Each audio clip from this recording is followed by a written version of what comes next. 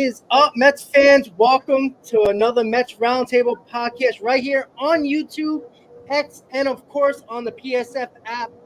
We got a full roundtable today, guys. If you're watching on the PSF app right now, just so you know, we got Hector from Washington Heights. If you know him from WFAN, you'll know his voice when you hear him. You're going to hear Hector, you're going to hear Chris, and you're going to hear Hayden. That's a part of the YouTube roundtable on my channel and Chris's channel as well. So make sure you subscribe to their channels and follow them on X as well. So welcome on the PSF, and of course, you guys, welcome on YouTube as well. So we're gonna get started, of course, with saying what up to everybody. We're gonna start with Hector. How you doing, buddy? Doing good, man. Happy to be here once again. How you doing, man? How's everybody doing? Hope everybody's doing good. We gotta be doing good after this week we just had. We gotta be doing pretty good, coming off a sweep, and looking forward to this Dodgers series for now. Absolutely. Chris, what's up, buddy? What's up, Rob? Always a pleasure. Obviously, the post game yesterday, we were hype. Yeah, great time to be a Mets fan, man. It's a great time to be a Mets fan. I hope everybody in the chat. I see Carlos in here. I see Darren in here. Daniel, everybody. Salute to you all for being here. Thank you for supporting. Hit that thumbs up. Subscribe. Tell your friends. Tell your family to catch the roundtable weekly for all your latest Mets in-week review. That's all I can say. We bring the energy, we bring the hype, and this team is playing great baseball, and that's what it's all about. I appreciate it. Absolutely. And Hayden, how you doing? The college man over here. Yeah, what's going on? About 2 weeks left, but yeah, let's talk with Hayden. Hopefully everyone's doing well. I'm doing pretty good. Yeah, you guys know me by now. Great series. Satisfied as a Mets fan. 2 weeks ago I was ready to hit my head against the brick wall, and now I'm jumping over the wall, I guess, in excitement. So yeah, otherwise super excited and good to be here, and excited to be talking Mets with you threes here, LGM. Absolutely. So again, guys, on the PSF app, if you're listening right now, we are simulcasted right now on YouTube as well. I'm talking Mets with Rob and CP Mets and Knicks on Chris's channel as well, and we're also live on X as well. So Hector, CP, and Hayden, this is our roundtable. We do it weekly, as Chris said. We change up the times. Usually we try to do it on the Mets off day, so we have an idea of when we can get more people on our channels and on the app as well, and talk about the weekly recap and what's coming up for our New York Mets. So let's get started with the record, 10-8 right now, 2 games over 500. Great way to end the homestand. 8-2 in their last 10 out of their last 13. I mean, you really can't ask for more after an 0-5, 1-5 start. And that's exactly what we were looking for from this team. And I'm going to start with Hector because I know you were pumped. I know you were excited. I mean, we saw you on X with your blunt thoughts and all that stuff. Morning news, afternoon, all day, every day. So give us your thoughts about the 10-8 record, 8-2 in their last 10 out of the last 13. Let me get your thoughts on that. I mean, where do I start? Is great. And listen, after the 0-5 start, like what I forget who Hayden touched on before, we were all feeling down. I mean, and you keep in mind that the season just started, and it's did I lose you guys? Well, Hayden, it's you and I. It's a long season. I hope these guys come back. Or at least I lost them for now. It's a long season, so you try to keep that in mind, but it just felt like a continuation still of what we saw last year. So it bothers you. You get frustrated. And you react to it, and I react to it like you said. I do morning thoughts, afternoon thoughts, whatever. Whenever something comes to mind, I do it. I do after the game reactions and all of that. And there was really nothing positive to react, but lately it's been awesome. And just the way that they've been playing, right? For me, I just call it playing baseball. People call it small ball. People call it whatever. They're just playing baseball, doing whatever it takes to win. Laying the bunt down, taking the extra base. Whatever it is, they're getting it done. So it's a good time to be a fan right now. It's exciting. And, you realize, okay, they've been pretty hot. The record is outrageous. They're not going to keep that pace up. But you just hope that it's going to be somewhere in between, right? Somewhere between the 0-5 and now I forget what the record is now, 10-2, 10-3, whatever the heck it is, 8-3, whatever that great number is that's got into to 10-8. You know there's gonna be an in between there, but you enjoy it for now. As much as you get down when it's bad, you try to enjoy when it's good too, and not trying to get too high, too low. But yeah, so I'm feeling good. I'm feeling good, and I'm looking forward to this Dodgers series because that's going to be the real test. One thing I've been is frustrated the last couple of series. Everybody, this is going to be a challenge for the Mets. There's going to be a test for the Mets. Man, whatever with these teams. These teams are trying to be good. They're not perennial, contenders or anything like that. They've been through their times, and they're trying to turn it around. But this is a real test. But we'll get into that eventually later on tonight. But yeah, that's how I feel. I feel real good. Yeah, I already have my thoughts about the Dodgers, and I'll get to that after I get to everybody else's thoughts. Chris, 10-8, 8-2, 10 out of the last 13, sweep of the Pirates. What do you got for us right now? What's your thoughts about this last 13 games, really? I can't wait to hear your Dodgers rant, Rob. It's going to be epic. But nonetheless, dude, listen, we're playing fantastic baseball, right? I always like to nitpick, and obviously I like to play devil's advocate about, we need to be better situationally hitting. The starters need to go longer. XYZ needs to perform. Lindor, Alvarez, etc. Listen, all of that goes out the window when you look at the last 10 out of 13 games because this team could have bent over, rolled over, however you want to call it, after the first 5 games after an 0-5 start. And I'm going to keep saying that because when we talk about the difference between 2023 and now the early goings of 2024, it's about the mental toughness and resilience of this team. Last year's team, right? Once you go to a losing record, you're not getting it back. You're never fighting back. And now we're 2 games over 500. And just the overall energy of this team. There was no energy anytime, at any point that I felt the New York Mets in 2023 played with, maybe early on in April when Pete Alonso hit the game-tying grand slam, when Francisco Alvarez hit the game-tying 3-run home run in the 9th inning. And I only remember that because I was live for those games and we were live on YouTube.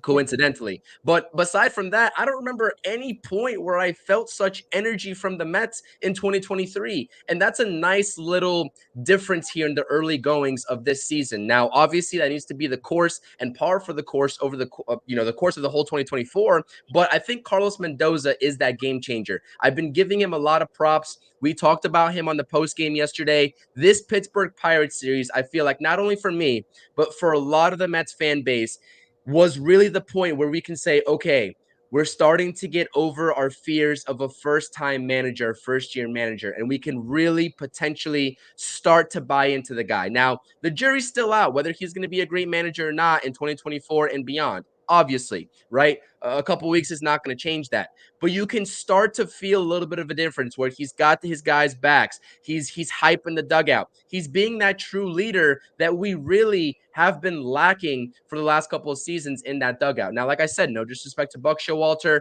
The Mets did a fantastic thing under him in 2022. But looking at Carlos Mendoza just getting hype in that dugout after the double steal, making sure he runs out there first thing to not get screwed over on that balk by the Pittsburgh Pirates reliever to get to, balk in the go-ahead run. Those are the subtle differences that I look at, and I'm like, okay, that guy, I can go to war with that guy. And I'm sure the players feel the same thing. So you're seeing the results right now. We weren't seeing it early on. I love the way this team is playing. And I think that just like Hector touched on it right on the field, but I'm taking a look at what's happening like up top, right? With the manager, with the GM, with the owner who's been a little bit more active on Twitter now, trying to pump up the guys, right? And he started doing that in this fun stretch. He went on and took to Twitter. And we can all sit here and laugh at that, but Steve Cohen is facing the public and saying, we're going to get this right. And I like it. Top to bottom right now, organizationally and on the field, both of those things, because it takes 2 of those things to be a successful organization. You have to be successful up in the boxes, right? And you have to be successful in the dugout with the players and the manager. And the Mets are clicking on all cylinders and hitting all of those boxes right now. And that's what I love. Yeah, absolutely. So, what's funny about that? Because, it was a team effort. Like, you can go from, like you said, Mendoza, you can go from this guy, that guy. You can pick a player on the team, you can pick a coach on the team, and somebody did something over this stretch of games that help us win a ball game. And like you said, Chris, Mendoza gets a lot of credit. So let's finish it up here with Hayden when it comes to your thoughts about the 10-8 10 wins out of the last 13, 10-8 record, 8-2 out of the last 10, and the sweep of the Pirates. What are your thoughts about that? I mean, yeah, phenomenal stuff. Like, kind of like everyone said, and I'll touch on it. This team could have easily just started off 0-5, just continue to die out, go 0-10, 2-8. They could have easily just died out and not shown any life. Who knows? Maybe it was just a slow start. Certain guys, certain key contributors didn't get a whole lot of time in spring training to, play. Guys like McNeil, guys like Nimmo. So maybe they just needed time to warm up. Who knows? Kind of just get a sense of urgency in them to get fired up at the big league level. But phenomenal series against Pittsburgh. I mean, this was a series I was going into a little bit questionable. The Pirates were playing hot, and considering last year we went into Pittsburgh and they really just beat us on the top of the head. So it was nice to kind of return the favor to Pittsburgh. They're coming into us red hot. We kind of just literally beat up on them. All 3 games you were down, you came back, especially in games 1 and 3. You were down by multiple runs and came back. Very clutch hitting, 8th hitting, clutch hitting, and just being able to produce with 2 outs and runners in scoring position. That's one of the biggest challenges that this team has had. So super happy to see them actually thrive in that. The bullpen, tip of the cap to them. I mean, they're my winner. If we are giving any this week, the bullpen has been phenomenal. Diaz, Drew Smith, Brooks Raley, Adam Ottavino. Everyone. Jorge Lopez. Who's the lefty that throws? What's his name? Yeah, Diekman. Everyone's been in that bullpen has been doing great. And Mets have one of the best bullpen ERAs and best bullpen stats, and that considers the 2 inadequate starts by Michael Tonkin when he blew up. So that goes to show you the bullpen's big, and pitching wins championships, as simple as it is. We saw in 2015, you had an adequate lineup and pitching to back it up. So the hitters can hit the way they are. 1 or 2 guys need to step up, and we'll get into those offensive contributors. But super happy with what we saw in Pittsburgh. The manager, Carlos Mendoza, like you said, Chrissy came out during that balk and was all fired up. That's what you need to see from a manager. And seeing him in the dugout all hyped up after that Nimmo double or this Alonso home run, that's what you like to see. It's early. We'll see. Dodgers are going to be the real test, but we're going to get into that. So, yeah, otherwise, super happy this team came back and showed a message early on. That's what you need. Show a message. Yeah, Can I just double up on what Hayden just said? It's everybody, right? You mentioned Diekman and Jorge Lopez, Drew Smith. We know what the guys in the bullpen do, the guys that take the ball almost every single time and you expect it to get locked down, and Adam Ottavino, Brooks Raley, and Edwin Diaz. But when you get into your Drew Smiths, your Jorge Lopez's, your Jake Diekmans, and even the early guys as well, your Reed, Garrett's, right? Everybody's stepping up offensively. Everybody's contributing too, whether it's off the bench for a pinch hit situation or whether they're starting. And you talk about DJ Stewart off to a slow start, has been slowly contributing. Joey Wendell has had a couple of clutch hits while coming off the bench here as well recently. Everybody's contributing. Even Zach Shore. I know it's not translating into the offensive metrics, right? He's taken the offers, but defensively, after that blunder he had in that opening series in the Brewers, he's played a solid third base when he's been called upon with that Brett Beatty injury. So it's literally like everybody. Like that's not an exaggeration, or that's not even like I guess a metaphor anymore. It's literally everybody. So I just want to double up on that.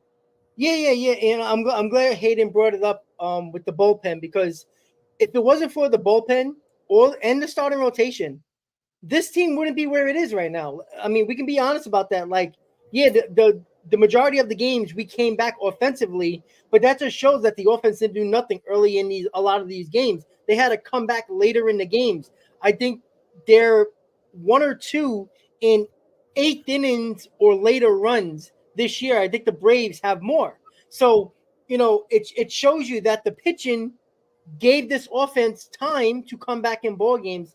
And I love the fact that Hayden brought up the bullpen, because it's leading right up to the first topic, and we're going to lead to the Pittsburgh series, how sweep it is. And I put that as a topic because of the fact that, and this actually rolls right into it takes all of us, because it does take 26 man on the roster, because it literally took every 26 guy on that roster to win all these games out of the last 13 and get 2 games over 500. Like I said, you can pick anybody you want, and somebody had a role. Zach Short had a role. Wendell had a role for a guy who came in because of an injury to Beatty, and he had a big hit. Like, it's so many things that we can talk about when it comes to each and every player on this team, and then you can trickle down to the coaches and the manager if you want, because Mendoza deserves a lot of credit, because you can tell that he was feeling out his team the first 10 games of the season. You can see, the mixing and matching, the bullpen mixing and matching, what guys to put in at certain times, pinch runners, pinch hitters, stuff like that, and matchups as well. He's figuring out what he needs to do, and he has a good grasp on this team right now, and it's the great way to look at it right now. So if you're watching on the PSF app right now, we got about 22 in the PSF app right now. You're listening and watching the Mets Roundtable podcast on YouTube right now. So if you take a second, go on YouTube, Talking Mets and Rob, CP Mets and Knicks, with Chris as well. We're both streaming on YouTube right now, so subscribe to the channel as well, and follow Hector and Hayden on X as well. And Hayden does have his channel on YouTube as well. Mets Talk with Hayden. Please subscribe to his channel as well. So let's get to the how sweep it is. Takes all of us. And Hector, I'm going to come roll right back to you with this Pittsburgh series. We had to come back in multiple games. And, it was getting a little fishy, especially the first game. It wasn't looking good, but I never felt that this team was out of it. I felt like they were going to come back. I don't know why. It's not like they gave me the confidence prior to this series enough to say that they were going to come back based on the offense, the way they were struggling for probably the first 4 or 5 innings. But what are your thoughts on this Pittsburgh series? If you want to pick a game, pick a team, pick a player, whatever you want to do, just to run down what you thought about this series. No. I mean, listen, the first thing is, man, shout out to everybody in the chat and all the comments here. And shout out to my guys, Carlos and Junior Swingman. I see them in there. But I saw a comment, and it just stood out to me. I think his name was Sanders, who suggested the Mets should go out and trade for Chapman and Bednar eventually during the season. And I'm like, wow, really? 2 guys that we just beat up on recently. But Bednar has been terrible. Yeah, and that's what I mean. And Chapman, I don't trust really anymore. He's still decent; he'll get the job done. But anyways, whatever. As far as the Pittsburgh series, I did feel confident. And as you were saying that, I thought about something that DJ Stewart said, right? And he talked about when they beat the Braves, came back and beat the Braves, it gave them confidence. You know what I mean? That they can actually beat this team, that they wanted to come back and show them something after what went down last year, where they pretty much handled the Mets. So that stood out to me. And I was like, okay. And I was saying all off season, a motivated team is a dangerous team. And this team is motivated. It may not have all these great players. It may not have the flashy guys. And we do have good players, which is why I always thought this team could be good. And why I didn't want to hear the stuff about look to 2025 and all of that nonsense. Because I'm like, no, wait a minute. We have guys here that can win. I know we didn't go out there and make the flashy moves, but we have guys that can win. And that doesn't mean that we're going to win the World Series, but we can hang around and we'll see what happens. And I have confidence the front office will make the right moves. But honestly, what stood out to me, and I'm going to go back a little bit to what CP touched on, I believe, because he kind of touched on this. But what stood out to me was Mendoza and the way the team is taking his personality. And what I want to piggyback on CP is, last year in the off season and all that stuff, we tried to figure out what was amiss with the team. It just didn't seem like something was right? And it was talk about toxicity and who was toxic and in the clubhouse and this player, that player, whatever it is. I'm not even going to put any names to that. And what I see now is the front office and the manager's office was toxic. Those guys weren't getting along for whatever reason, right? It seemed like Buck was a little bit held back some, and he became complacent, and the team took out that personality. So what I like to see now is that never give up personality, that fighter personality that Carlos Mendoza seems to have. It seems to be the personality that the team has taken as well. And I also think some of the young guys help with that too, Beatty and Alvarez. But that's really what stood out to me is, besides the play on the field and the bullpen being phenomenal and Drew Smith being able to step up when he was called to step up in the 9th inning and do a save in that second game. All of that stuff is great, and the guys coming in. And, the players executing also helps with Mendoza too. Because right now everybody's talking like, oh, Carlos Mendoza is a great manager. The first 5 games when a couple of moves, when Tanka came in, didn't get the job done. The The bull, baby bun. right? You know, the bullpen wasn't, you know, oh, we're going to the bullpen too early, and this, why are we burning these guys out? This guy doesn't know what the hell he's doing, right? But that's why I say in 2022, everybody loved Buck, right? Everybody loved Buck. Every button Buck pushed, it worked because the players executed, right? Correct. This last 10 games or whatever the hell it is, 8 games, it looks like Carlos Mendoza's a genius. Every button he's pushed has worked because the players have executed. Ladies and gentlemen, that's not going to always be the case. That doesn't make him a bad manager. Doesn't make him a bad manager. You know what I'm saying? But that's what stood out to me. I was going to say something else, but I don't want to take up too much time. And we'll expand on other stuff. But that's what stood out to me more. It's just the way he's had, like CP said, a grasp of the team itself. You know, as the time has gone on, it seems like he has a better handle for them. And a handle for the game. A handle for the game. And being able to make that move. And have it work because he's put the guys in a good position to succeed too. So you got to give him credit for that as well, and then you give the players credit for executing too. Yeah, and Carlos just said in the chat, great comment by Hector. Absolutely, it's well said because anybody can be a good manager if your players check us in the mail actually do the job. You know what I'm saying? Like, can you guys hear me? Yeah, we hear you. We hear you. My bad. I'm sorry. Yeah, we hear you. Sorry, I heard like a big noise. I thought my mic just popped. So, no, I was telling Carlos to check us in the mail for that comment. I appreciate it. Yeah, so absolutely. And again, the players make a manager. We got to stop believing that the manager. Now, can a manager win you ball games? Absolutely. I mean, you see what Bochy did with the Rangers, who never won a championship in their history, and look what he did, right? I mean, they were a good team, but they lost the division. They choked down the stretch and were a wild card team. Yet they played great during the postseason. So, you can put that to Bochy, but the players also have to perform. When Bochy was with the Giants, the players performed. Same thing with Buck. Was it Buck or was the players that just didn't do well? Right? 2022, it was just basically the same players as 2023. But guess what? They didn't perform. So everybody blamed Buck and every other coach and blamed Cohen and blamed Billy Epler and blamed everybody.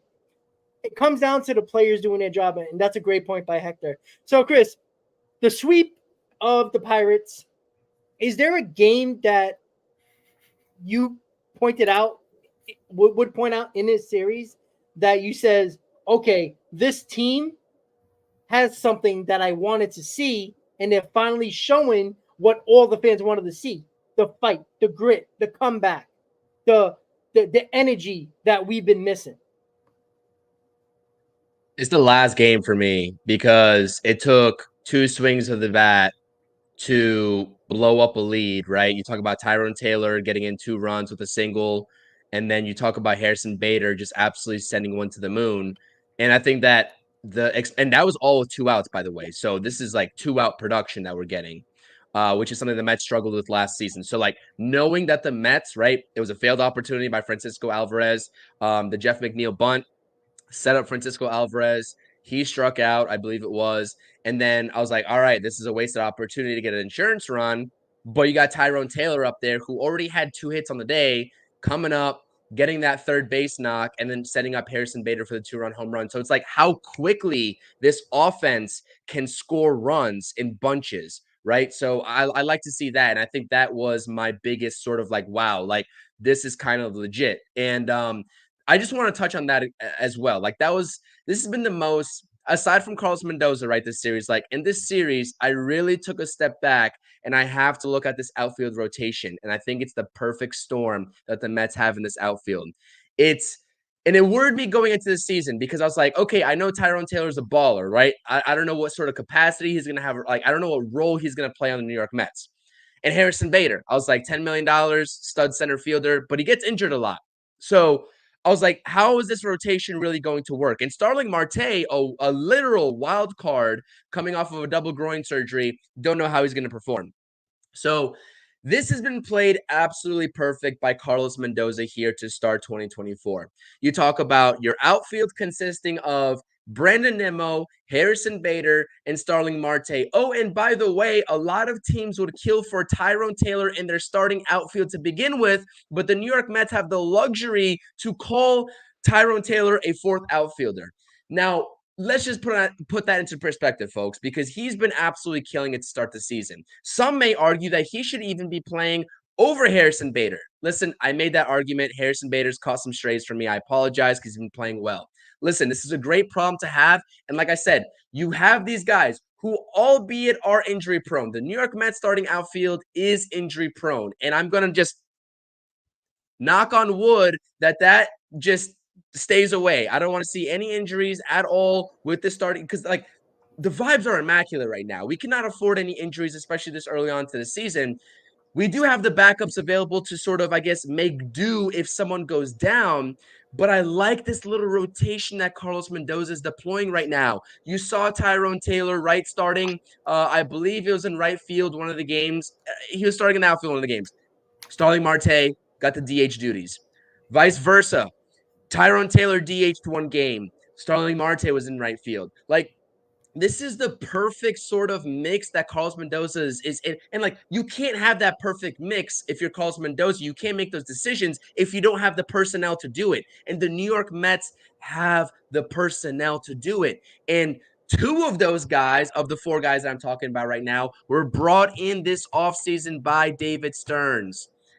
Give David Stearns his respect. I love the four-headed monster the Mets are deploying right now in a little rotation, right? Whether they're coming off the bench or whether they're starting, it's beautiful. And this is an outfield that really has lacked depth in recent years, right? Even going back to the last couple of years, we're like, okay, who's playing left field? Mark Canha? Jeff McNeil's playing out there? We literally have all the three outfield positions covered and then some.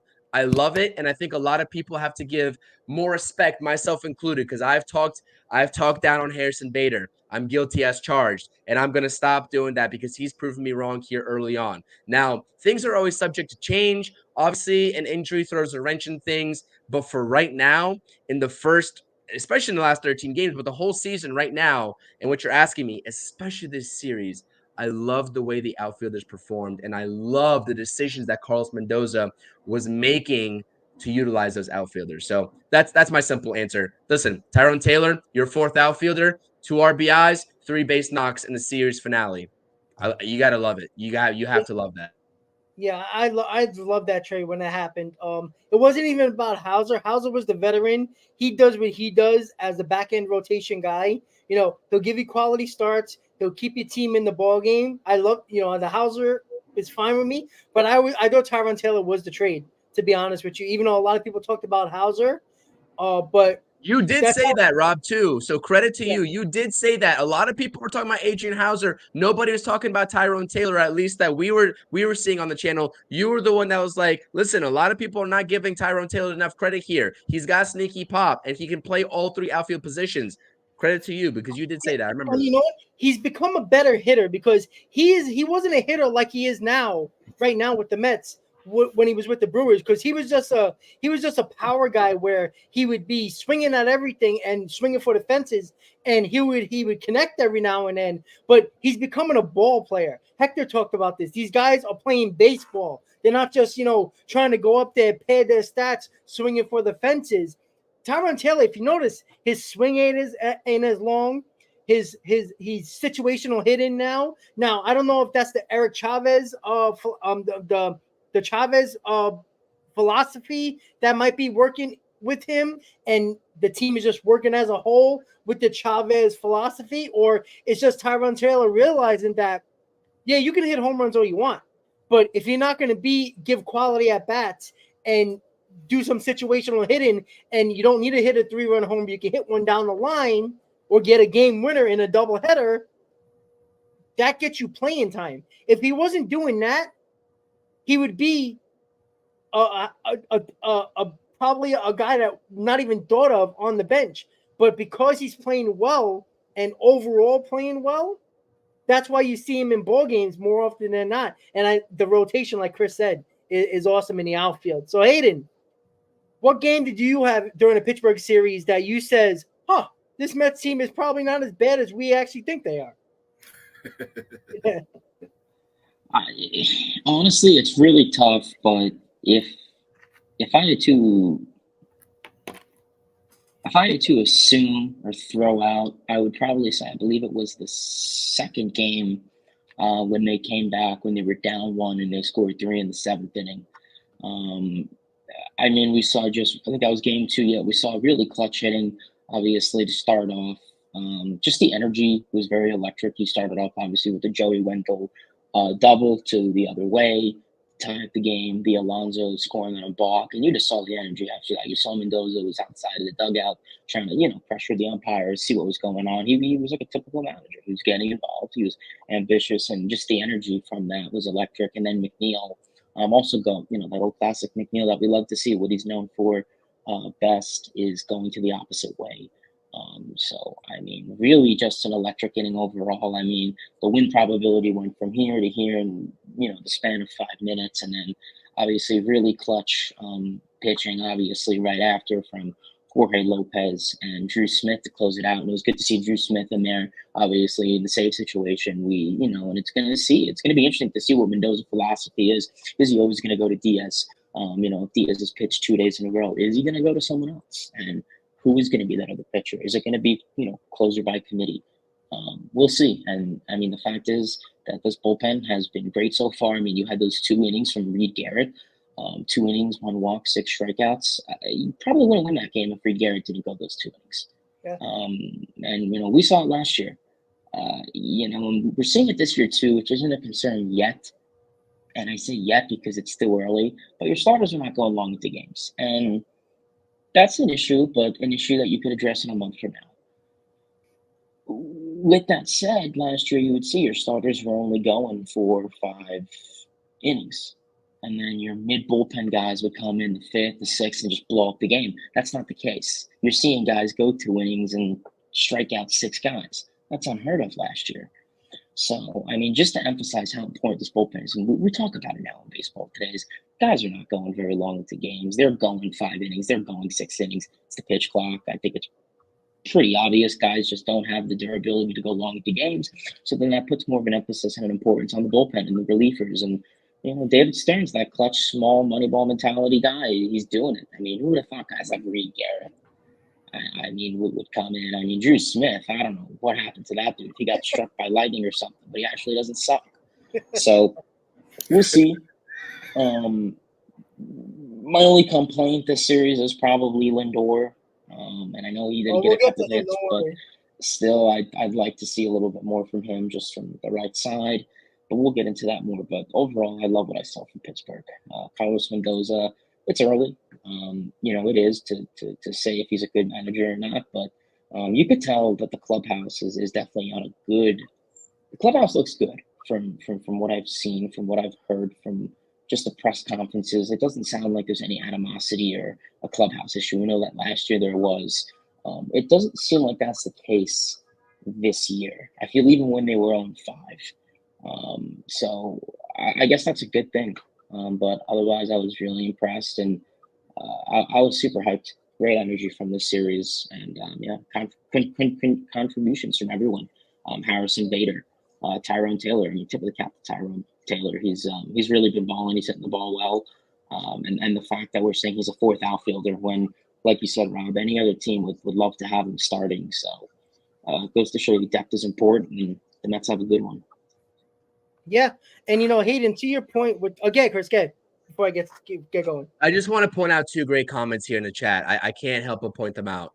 Ricardo up in the chat saying that Tyrone Taylor, we're sitting here giving him praise, right? David Stearns brought him in this offseason. He's got 2 more years left of arbitration for the New York Mets. 2 more years of control that the New York Mets don't have to worry about paying Tyrone Taylor. That's just so underrated about a guy like David Stearns leading your organization now. So, Ricardo, absolutely. That's been said before on the channel, and you reminding us absolutely was just like everyone needs to know that. 2, M-Easy is saying this in the chat too, and I said this earlier in the stream that Subway to Shade did. earlier today, I said Shintaro Fujinami. I completely forgot that this dude is waiting in the wings in Syracuse with how great this bullpen's been doing. I completely forgot about Shintaro Fujinami and also Nate Lavender, who had a killer spring training and got sent down, obviously. I completely forgot about the depth that this bullpen has in the minor league still. Shintaro Fujinami was a name that a lot of people were excited over. Obviously, not with the 2023 numbers that he posted, but the arsenal that he possesses, the velocity that he possesses. And we're sitting here talking about a great bullpen, and I'm like, wait, I know I'm missing somebody. He's not on the team right now, and I know he's in Syracuse. Who am I missing? And it's Shintaro Fujinami. So great point, Emizi. I just wanted to bring that up because I think that people forget. I think people forget how much depth this organization has, even in Syracuse. And a lot of people need to be reminded. So that's all I wanted to say. Get heck. Yeah, good stuff. Listen, we got to see because those guys are down there, but are they performing good enough to come up too, right? Because last I did check up on Fujinami not too long ago, and he wasn't looking too good. Too many walks still and stuff like that. Yeah, but was Reed Garrett doing anything good in the minors? I don't think he was. He was not good. But you know what? The Mets needed an arm, and Joel's hard. Like that. That's what Stearns does. And you know, heck, I agree with you. But I don't think Stearns looks at it that way. I think he looks at it as an opportunity that a pitcher might have who's in Syracuse, and he was needed because Tonkin sucked, and they had to replace him. And you know, it just seems like they're replacing guys regardless if they're pitching well or not. I talked about this with Chris yesterday on the post game. I believe Stearns has a list of guys from 1 to 10 in the position player box, the pitch, the rotation, and bullpen. I think he has a list, and there's guys at the top of the list where if they need a guy because of injury or not performing well, they'll bring whoever that top guy is, regardless if it's a lefty, righty, if he has a 6 ERA or a 1 ERA. I don't think he cares. I think he knows that these guys, if you give them an opportunity, sometimes they might perform. Like Reed Garrett. Like, seriously, Reed Garrett, he's the best bullpen arm in baseball right now. What is he has? 17 strikeouts in not even 8 innings? Like, or 4 or 5 innings? Like, it's crazy. And that's a guy that nobody would have thought of to bring up. Like, I mean, he would have been the last guy. You would have brought up Fujinami before you brought up Reed Garrett. So, to Hayden's point, and what the heck you said, and then Easy brought it up as well, it's important to realize that I think David Stearns is not looking at performance in Syracuse, at least with the pitching. I don't know about offensively yet because we haven't really seen it, who's he bringing up when needed. But pitching-wise, I don't think he cares. I think he has his list, regardless of, as long as they're not hurt, he's bringing them up. If they're at the top of the list, he's going with them, and then they go from there. No, listen, and that's not even what I was going to say, and I set you off, but that's good. And to your point, so guys keep asking. I see someone asking again, what's the deal with Tonkin? And do you guys trust the Tonkin move? That's all it is. It's just having arms. It's just another arm. They bring him in the first time. He's out there. He's available again. They figure let's take another shot with him again and just stash him. It's just more depth. That's all it is with the Tonkin. I wouldn't bother too much trying to think too much about Tonkin. But what I really wanted to touch on was what Hayden said. And shout out to Carlos. I think it's Ortiz, not Ramos. That guy Ramos, he's horrible. That's my guy. But shout out to Carlos Ortiz who said what I was thinking when Hayden was talking about the clubhouse issues and whether it was toxic or not. And before I say that, shout out to that MEZ and BX guy just because he shares my brother's nickname, who's no longer with us. So I saw that, and then CP mentioned his comment and brought him up again. But shout out to you, MEZ, whoever you are, just for the name. But listen, I don't think, to what Carlos Ortiz said, I don't think there was an issue in the clubhouse. I really don't think there was an issue in the clubhouse. I think the problem with the clubhouse last year was, and this is what I'm interested, because right now we're giving Mendoza credit for the vibes, right? We're giving Mendoza credit, and we're giving the young guys credit, and Alvarez and Beatty, because we see their exuberance, we see them always pumping up and all that stuff, right? But I'd be interested to see, because what I think was lacking in the clubhouse last year was that guy, or maybe that other one or two guys, whoever it is, that would bring everybody together, right? Because in any team, there's going to be different cliques. There's going to be different, whatever. And I don't want to go too much into it, but there's going to be the married guys clique. There's going to be the singles clique. There's going to be the guys that like to go out and have a drink after the game, click, whatever it is. And those guys are going to naturally hang out with each other.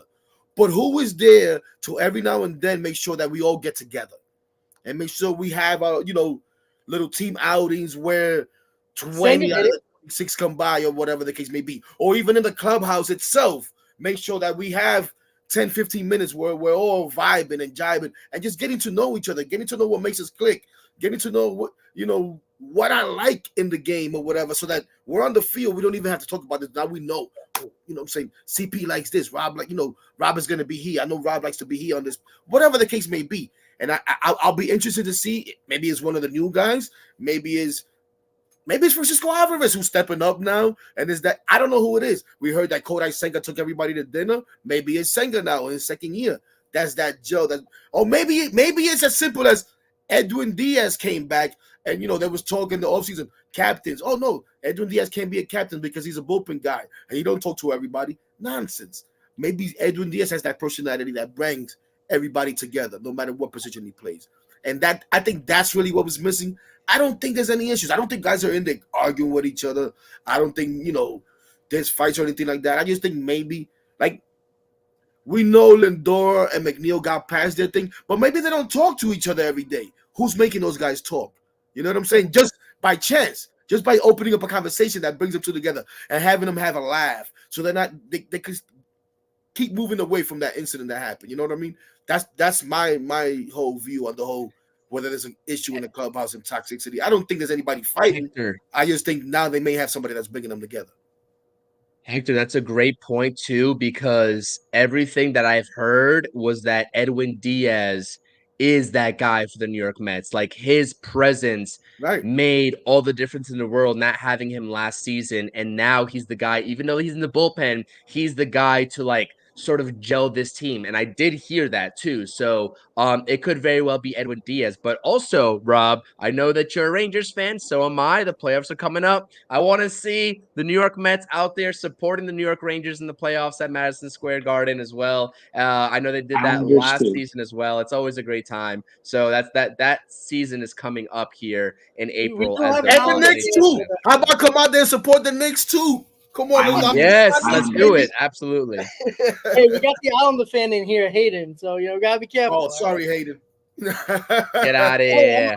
I'm actually going to one of the Hurricanes Islanders game here in Raleigh. So I'm gonna make sure I head down there. Don't worry, I'm not rooting for. Actually, I'm rooting for the Canes only because I want the Rangers to face the Canes so I can go to games in Raleigh. That's the only reason why. It's the only reason why. But Canes are the harder matchup, though. We're rooting for the Islanders. We want to see them. Absolutely, but the Islanders want payback. That's for sure. In hockey, you never know, man. You never know. But good luck to all the teams. That's the important thing, right? The Rangers and Islanders. Right now, we're not playing each other, so we can both win and be happy in New York with the Knicks facing the Sixers and all that fun stuff. And all right, so our Mets got the Dodgers going to the West Coast for 3. They faced the guy who screwed us and went to the Dodgers in Yoshinobu Yamamoto facing Sean Manaea. TBD for game 2 and 3 for the Dodgers. They're so afraid they can't even name pitchers for us. Let me just stop because I know Dodger fans are going to get at me.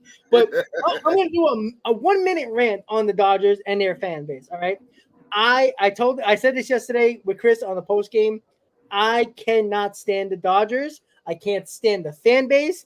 They always think they're better than what they are. They are the biggest choke jobs in baseball. I don't care that they make the playoffs every year. The Yankees do too. You want to call them choke jobs? Fine. But the Dodgers, they wrote the book on choke jobs, right? They make the playoffs. They have the most wins every year, it seems. They're always favorites to win the World or get to the World Series with the Yankees. It's supposed to be for 5 years now. The Dodgers and Yankees are supposed to be in the playoff in the World Series every year. Never happens. They both don't make the World Series, except for that bullshit pandemic World Series for the Dodgers. They choke every year. Dave Roberts is a terrible manager. He will show you, right? Usually a team like that usually has enough talent to get through a season. But when the going gets tough in the playoffs, Dave Roberts will make a bonehead mistake and decision to hurt the team. And he did it last year. against the Diamondbacks. He did it the year before that, and the pandemic year. I mean, he probably thought he was still in the season, and he just sat back and let the talent take them for the 60 games. The Dodgers aren't as good as everybody says they are. All right, Chris, we talked about this yesterday. Look at their lineup. 1 through 4, can't complain about. I can't say they're not that good. That's wrong, right? You got Betts, you got Ohtani, you got Freeman. That's dangerous. Will Smith, those guys. That's dangerous. We all know that, right? And I compared it yesterday to the Mets lineup. What about 6 through 9? What about 5 through 9? Look at the Mets 5 through 9, and can anybody name anybody 6 through 9 in the Dodgers lineup? I guarantee you can't. You know why? Because they're not that good. They're a very top-heavy lineup.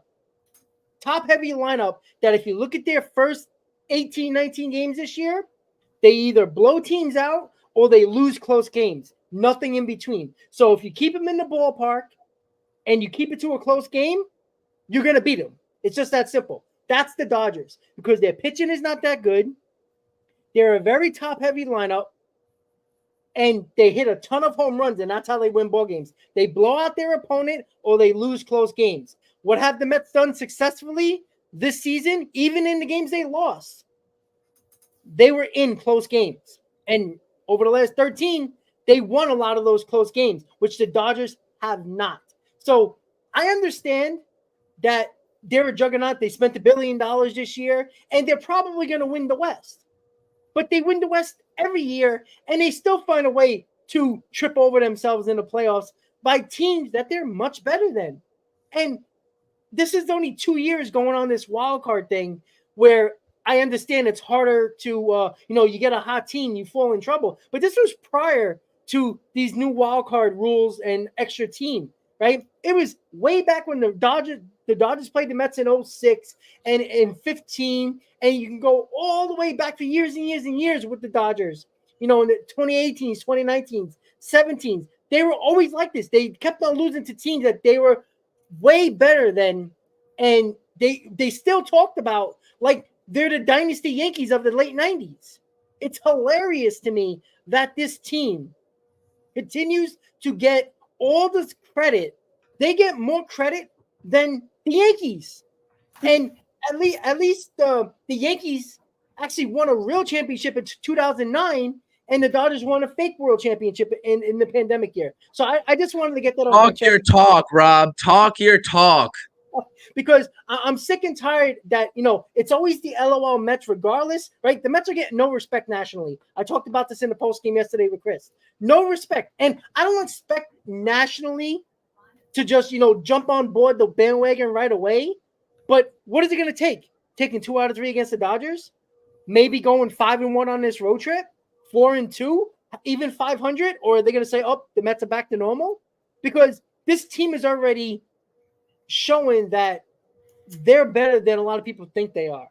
And I think we got to take a step back into reality that the Dodgers aren't as good as everybody thinks they are because they're a very heavy lineup. They hit home runs only to score their runs. They blow out guys, they blow out teams, or they lose close games. Yeah, Chris, I'm sorry. I'm going to back you up here, and I'm going to just continue this in saying that Mookie Betts as shortstop is a joke. It's a joke.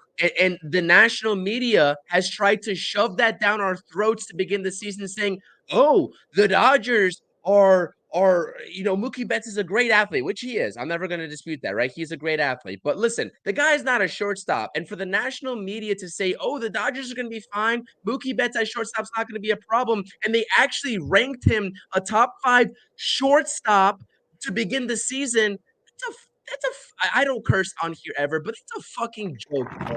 That is a joke. And honestly, like, I'm backing you up here because the Dodgers can do no wrong ever. You're talking about Mookie Betts is a top 5 shortstop in the league?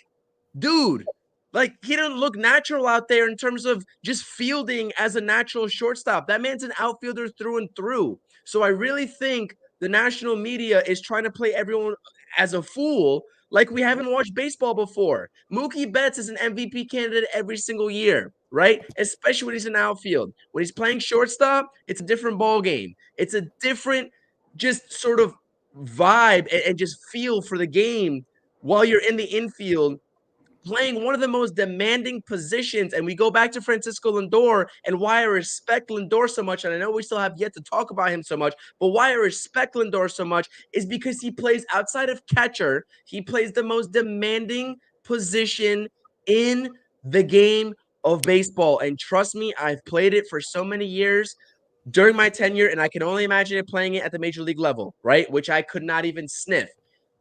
It's a demanding position, and to be one of the top players in your position defensively and offensively, Lindor's going to turn it around. That's where I'm going to sort of transition this into Lindor because he's going to turn it around offensively, but defensively, like it's a joke. You can't rank Mookie Betts a top 5 shortstop in the league when we haven't seen him play shortstop yet. And this is before the season started. So no, I agree with you. It's ridiculous. And the national media, obviously, Ohtani joined that team. Obviously, they have everything going for them because 1 through 5, like you said, Rob, it's top heavy. It's great. Nobody beats it in all of baseball, right? You talk about Freddie Freeman, Will Smith, Mookie Betts, like everybody in that lineup, 1 through 5, is very scary. But they start to thin out, and the pitching also isn't good. Who's going for them in game 3? James Paxton? James Paxton is still in this league? You're telling me James Paxton's in this league? I might jinx the Mets, and James Paxton might go for 6 scoreless innings, maybe. And I'm just gonna. You can clip this right now if he does, and you can just roast me. I don't care. I'm willing to bite that bullet. But James Paxton is still in this league, and he's playing in a series against the Mets in 2024. Come on, man, miss me with that. Listen, Rob, you're spitting. I'm gonna say that right now. You're spitting. Look, honestly, listen. You know, it's not even about the respect factor towards the Mets. I don't care about that because I don't need the national audience to tell me about my team. The national audience doesn't need to tell Hector or you, Chris, or Hayden, or anybody else on the PSF app right now about our team. But to talk about our team like we're non-existent and we're not playing well and not giving us enough credit is silly because, you know, a team, again, the teams like the Dodgers, the Yankees, other teams like that, you know, are playing well, but they're not juggernauts. They're beatable.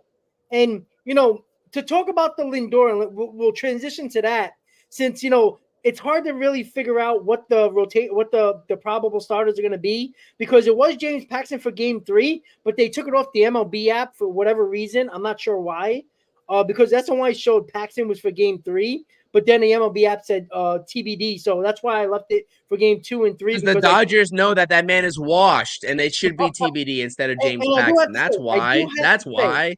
Yeah, I do have to say, right? I don't want to hear, and this is for you Dodger fans and the goddamn national media. Listen to me, all right? If the Mets win the series, take 2 out of 3, or, my God, sweep the Dodgers, I don't want to hear one complaint or one excuse about your injuries for the rotation.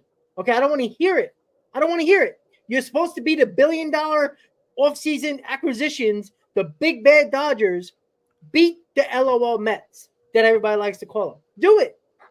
Because you're supposed to be way better than us. And the injuries should not matter. Why? Because you're a top-heavy team that your depth is kind of taking a hit because you have no depth. No, that's your fault. That's your GM's fault for blowing Ohtani and trying to get him on a fake plane to Toronto to land him. Like, we got to stop. We got to stop with that. But let's get to the Lindor conversation because we did have a heated, but a back and forth conversation on our group chat many hours ago about Francisco Lindor and the ovations he's getting, the boos that he should be getting, according to some people here who will voice their opinions. I promise you that. Hector, we got into it a little bit in the group chat, a friendly back and forth. But what are your thoughts about the ovation, so everybody can know what your thoughts about that, about the ovations that he continues to get, but still struggling, and according to you, should be booed? No. Whoa, see? I knew you misunderstood. I never said he should be booed. I should have said I don't think anybody should be booed, right? Because you go to games, I go to games, we see it a lot of times. A guy comes up in a big spot, doesn't come through. You hear some boos, you hear some grumbling. Are they really booing the player? Not necessarily.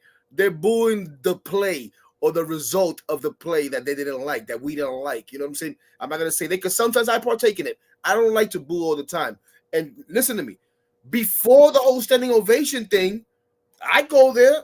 Whoever's coming to hit, let's go Nemo. Let's go Marte. Let's go Lindor. Boom, boom, boom. I understand. A guy comes up. You give him a hand. Some guys get a bigger hand than others, right? If he comes up, oh, you give him a hand. Some people stand up. It's not a full standing ovation, whatever. Lindor comes up because the same love. Nemo comes up because the same love. A Zach Short may not get that love, whatever. But it's different to say, and listen, at first, I endorsed the standing ovation, right? You could go look at my Twitter page. I did a whole video about it, but mostly because I was upset what I saw those fans say, right? And to me, I took it as, you know what? And I said this before on one of our roundtables. Let's give those fans a FU collectively as a fan base and let them know that you're not going to do that to one of our players. You know what I'm saying? That I'm in full support of. I'm in full support of that. You know what I mean? So, yeah, we want to give him a standing ovation. I'm okay with that. You want to do it for the whole homestand? I'm okay with that. He hasn't done anything, guys. Don't give me the 4 hits that he's hit right-handed. We know he can hit right-handed.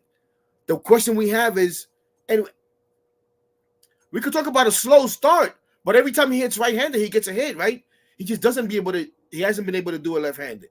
So my thing is, are we just going to continue to give him standing ovations while he does nothing? Or can you go out there in the West Coast now against these Dodgers and against these Giants and earn yourself some standing ovations when you come back? And again, I'm not saying you boo him. I just, how long are we going to go through this? Are we going to give, because why not give everybody a standing ovation? Let's give all of them a standing ovation when they go through a little slump.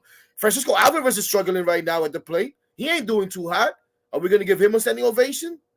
I don't see it, but you're going to tell me, but nobody's booing him. How about boo everybody else the same way? Well, they're not Francisco Lindor, right? They're not Francisco Lindor. We're not paying Francisco Lindor to be Ray Ordonez. I don't even care about the money. I don't care about the money, but we expect more from him. You were born here to be one of the cogs offensively. You hit third in my order. They refuse to drop you. You hit third. Act like it. That's all I'm saying. I agree with that. People take that as Francisco Lindor. No, I just want him to be Francisco Lindor. Francisco Lindor goes there every post game and tells you, I missed this pitch. I missed that pitch. I should have done this better. I should have done. Well, do it already, damn it. Stop telling me and do it. Yeah. That's all I'm saying. Because I know you can do it. You know you can do it. Yeah. Every single person in this damn chat knows he can do it, right? Yeah. But you can't say it because you hate him. No. I want Francisco Lindor to succeed because that means my Mets succeed. What are we talking about here? I just don't think we should be giving him standing ovations for the rest of the season, and he's doing nothing. And obviously, eventually, he's gonna heat up, and people are gonna say, "Oh, look at that dope Hector. He was talking nonsense." But look at Francisco Lindor now. Well, the season is fucking 6 months. Excuse my French. So I don't need you to. I agree with that.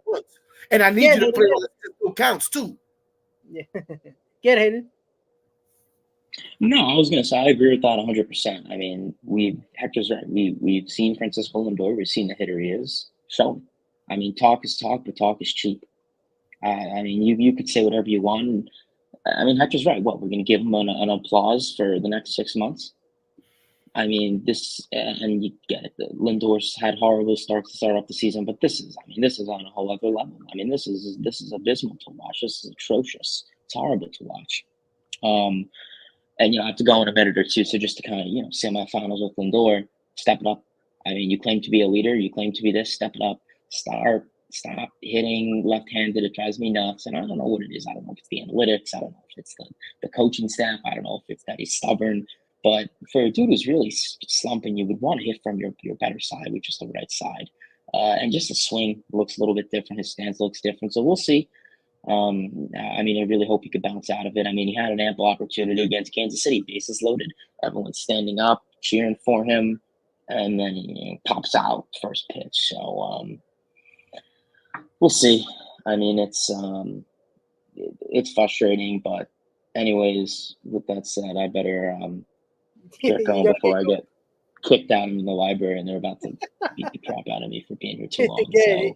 Yeah, Hayden. We'll talk to you later, buddy. LFGM, guys. LFGM, Hayden. Take care. Patty nailed it right here. Patty, I love you. Smiles aren't hits. Smiles aren't hits. And he ain't even smiling that much no more, to be honest with you. It's more like a frown nowadays. But, whatever. Exactly. And you know what? It's funny because like I said this in the group chat. If Pete Alonso was making $30 million. I'm sorry, Rob. I'm sorry. Sanders, he had 30 home runs, 30 doubles, 30 steals last year. What the hell did that do for us?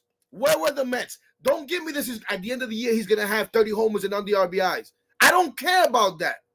I'm not even asking him to hit home runs and have 1,000 RBIs or whatever. That's not what I'm asking for. I'm asking you for you to be involved more often than not. That's what I'm asking.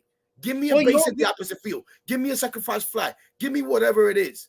I can't have this. I can't have you hitting 150. I'm sorry. So, yeah, he may have 30 home runs at the end of the year. Are we going to be in playoff contention? Well, you could say that about everybody who's supposed to put up numbers here. Yeah, Chris. No, I just don't think that he wasn't the sole reason why the 2023 Mets were the 2023 Mets. Everybody knows that. Like Hector knows that. You know that, Rob. I know that, Rob.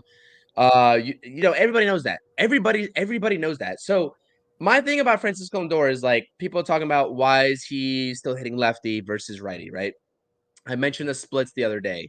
In 2023, lefty versus righty, 240 with 15 home runs as a lefty versus 281 with 16 home runs as a righty in the year 2023.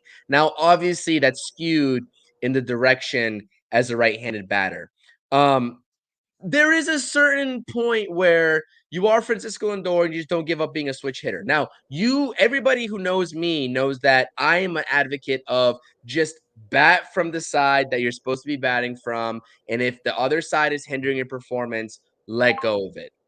And if it was up to me, I would basically tell Lindor, like, hey, give up the lefty side. Your swing is more leveled from the righty side. Everything's better from the righty side. And I don't think it's gonna happen. I don't think it's gonna happen. So everybody who's like asking that and like getting their hopes up for that, it's not gonna happen. So I've kind of given up on that dream. And that was going back into last season that I was sort of just spewing that rhetoric. Like, listen, we need righty Lindor here. We don't need lefty Lindor. We need righty Lindor. And it's like for one reason or another. And this is where a lot of people can knock him because it's like, you see the results and you see your swing. Like these players watch film galore, right? And you can tell if you're Lindor watching film, you know the difference between your swing from the left side versus the right side. Now, the left side is supposed to be your pop side. It's supposed to be the home run side. It's supposed to be where you get, you're the moneymaker side. It's your high home runs, your high OPS, like that's where you make your money. But Lindor doesn't do that, and he's equally as effective in all those metrics from the right side than he is the left side. And I just told you he hit 16 home runs last year, righty versus 15 lefties, so it's equally distributed. Now, what I will say though, a lot of people saying that, and Hayden obviously mentioned it before he left. He was like, "Are we supposed to give him a standing ovation 6 months down the road?" Listen, Francisco Lindor is not going to take 6 months to heat up. He doesn't do that. He's not doing that. He heated up. Honestly, the point in 2023 that he heated up was at the All-Star break. Now, it's completely unacceptable for an All-Star type player, honestly, borderline when he's hot, an MVP type player, to sort of heat up at the deadline. You can't do that at all. But I think he's going to come around earlier this year. I really do. And that might be the naive side of me. And listen, it's me versus you three at this point because I'm the Lindor truther right now, and I seem like a homer right now for Lindor. But I really do think that he is going to come around sooner than people think. And I know it's kind of boring to bring up his defensive contributions, but I don't think I'd take any other shortstop in this league defensively over Francisco Lindor, to be honest with you. Mm-hmm. And that's one thing that nobody wants to give him credit for because everyone like wants to talk about defense. And they want to talk about Harrison Bader's defense. They want to talk about everybody else's defense, but we're not going to all of a sudden talk about Francisco Lindor's defense when he's been holding down shortstop for his entire career. Listen, I know that he's supposed to provide. Listen, and by the way, Hector, I'm going to say this. It is about the money with Mets fans. It is about the money. And this I is why understand he's that. catching I so much. want It to is know. about the money. And if he wasn't being paid $341 million, people wouldn't be talking. Listen, and we're not like Hector, you, Rob, Hayden, you guys aren't even like getting into Lindor. Like there's people threatening this man's family, man. Like this, like That's what I can't. That's what I don't support. CP. it's That's what fact. And I know that. And I'm not trying to allude to that. I understand that. But we have to like actually make light of that situation and like say that is happening within the Mets community. And that's just simply unacceptable. So it is about the money at the end of the day, because a player getting paid however many million dollars versus 341, they're not going to catch that type of flag. Listen, flat out, I'll end this spiel by saying Lindor needs to be better. And Rob, you were there when I said what I looked forward into the 2024 season was Lindor starting hot. I wanted to see him come out of the gate swinging versus the rest of the season where he didn't. But I will say this man will catch up eventually. I understand it's to a lot of Mets fans' dismay because a lot of people want a complete season. I want a complete season, but there's certain boundaries you simply shouldn't cross. And saying that he should be batting lower than third is not a boundary. Like that's completely acceptable. We can have discourse and say, Right. okay, maybe we should drop him down to the lineup. Right. And that doesn't Or say he should stop hitting left-handed, right? Yeah, same thing versus just bat righty versus and forget about lefty. Because I've been saying that going into last season, right? When I did content on the Interstate Mets Report with Nelson, I made that a point saying, listen, Lindor's a great hitter. We all know he's an MVP type player, both defensively and offensively. But it's from the right side of the plate. And this is a trend. But all the extra stuff that comes with Lindor is just simply unacceptable. And I have to be here and say that because like that stuff is happening in the background, whether people want to acknowledge it or not. And that's all I'll say about that. No. And that's why I said at first, I endorse the standing ovation as a FU to those people that make those type of comments that go out of bounds. It's okay to criticize on the field. That's why when some people told me, oh, why don't people say the same thing to Pete Alonso about Pete Alonso's family? No, they shouldn't. Never. I'm not going to endorse that either. Don't say that about Lindor. Don't say that about nobody. Now, on the field play, you guys want to criticize somebody else? Yeah, I'm tired of Pete Alonso swinging at sliders in the left-handed batter's box that are almost in dugout. I'm tired of seeing that. I said the other day, Francisco Alvarez, who's my favorite player next to Jeff McNeil, is pissing me off every time he comes up with men on base and hands the ground ball to shortstop. I've said all of this. I will criticize every single one of them players. I don't give a damn who you are. Okay? They could bring Juan Soto over here, whom I love, and once he does something I don't like, I will speak about it. I don't hold back. But don't tell me, oh, well, look at McNeil. Well, McNeil gave me a game-winning hit the other day, damn it. Pete Alonso has 6 home runs. You want me to criticize Pete Alonso? Yeah. He had a game-time home run. You want me to criticize Harrison Bader and put him in the same shoes? Well, I don't expect him to be that big of an offensive player, but even he has contributed offensively. So, yeah, we're going to talk about his defense because that's what he's there for. Tyrone Taylor has done more offensively than Francisco Lindor. That's the truth. So, shout out to, I forget who it was in here in the comments who said, yo, the season is 6 months. Lindor sometimes plays 3 out of 6. And I got to give him a pass for the other 3 months for that? Nah. I agree with you. So, and that goes for everybody, though. That goes for everybody. So trust me, next time. Oh, I'm sorry. Patty's sensitive with the hearing. And anybody who's sensitive with the hearing, I'm sorry. I got to tone it down for you guys. Next time one of these guys screw up, look for me because I will get on them. It's not just Francisco Lindor. But I can't say nothing about this guy without everybody telling me how great he is. Well, stop showing it, damn it. Stop letting these people tell me you're great. Show me. And I'm not saying he's not, guys. I just want to freaking win. Every freaking year I want to win. So I'm not putting away 2024. And he shouldn't either. yeah. And I'm not saying that he is.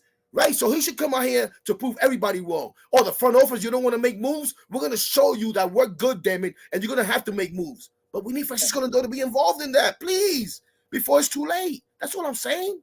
Yeah. And that's where I talk about Rob. That's where I talk about this team not gelling yet. When I talk about this team not gelling, I'm talking about Francisco Lindor and his struggles. I'm talking about Alvarez and his recent struggles because I agree with you, Hector.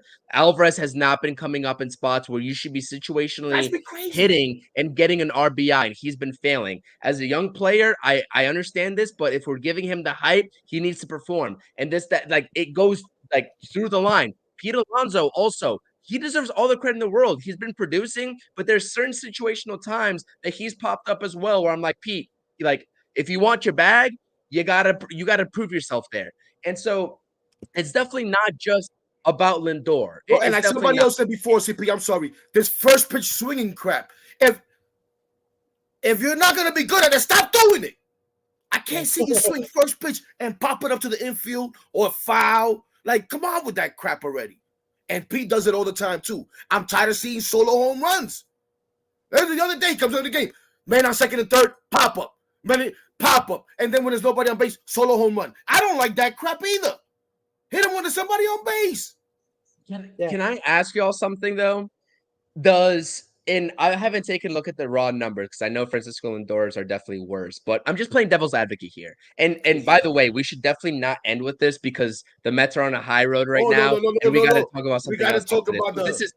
This is a necessary conversation though. Do you think that Francisco Lindor's numbers, and I just saw, I forgot who said it. Jay said it. I think Lindor's horrible numbers take the heat off of everyone else. Do you think that Lindor's bad numbers take a little heat off of Brandon Nimmo, who also really hasn't been as impressive as we all know Brandon Nimmo to be? Do you think that or no? No, not at all. You know why? Because he's a homegrown Met. That's why. The same thing with Pete Alonso. Pete Alonso could be struggling just as bad. Nimmo and Pete Alonso could be struggling just as bad as Francisco Lindor. They would not get the treatment like Lindor because they're homegrown. And I wanted to disagree with you, Chris, earlier with the Pete Alonso situation. With the whole treating Lindor because of just money. That's the reason why he's getting treated like this. No, he's not. Because I tell you right, if Pete Alonso's making $33 million next year and he's poorly performing like Lindor is doing next year with the big contract, you think he's going to get treated like Lindor? Not even close. Not even close. Wow, people don't want to give him $30 million a year already. I want to give him $30 million a year already, so that's already going to be a problem. No, I agree with you. But what hold on, Rob, real quick. You could go. Carlos, his 40 home runs didn't mean nothing to me either last year, bro. Nobody's numbers meant nothing. Brandon Nimmo, great, 24 robs, whatever, 24 robs, 24 home runs he hit, 25, meant nothing. It meant something for them personally. For us, the fans, for me, I was just as miserable as I was in 2022. It didn't mean nothing. No, it meant nothing. Heck, this is the problem that I have. That's why I always tell all these fans, and I keep on saying it, keep the same energy like you do with Lindor on the negative side and getting on him when he's doing bad. But when Nimmo goes 0 for 15 and not doing anything at the leadoff spot, not getting his walks, when Alonso, who was about, 4 or 5 games ago, he was 0 for 10 and looked terrible at the plate when everybody else was doing their job, when Nimmo was getting hot and McNeil was getting hot. Alonso was nowhere to be found. Yet I didn't hear no negativity towards Pete Alonso. But Rob, be fair though. Be fair, Rob. The 0 for 10 for Pete Alonso followed what? You didn't like it. You didn't like it. No, but he was doing well, right? I agree. So that's what it is. Like Lindor's giving us nothing. Brandon Nimmo hit a game-time 3-run homer. Yeah, but that was after his slow start. Every series he was terrible until the Atlanta series.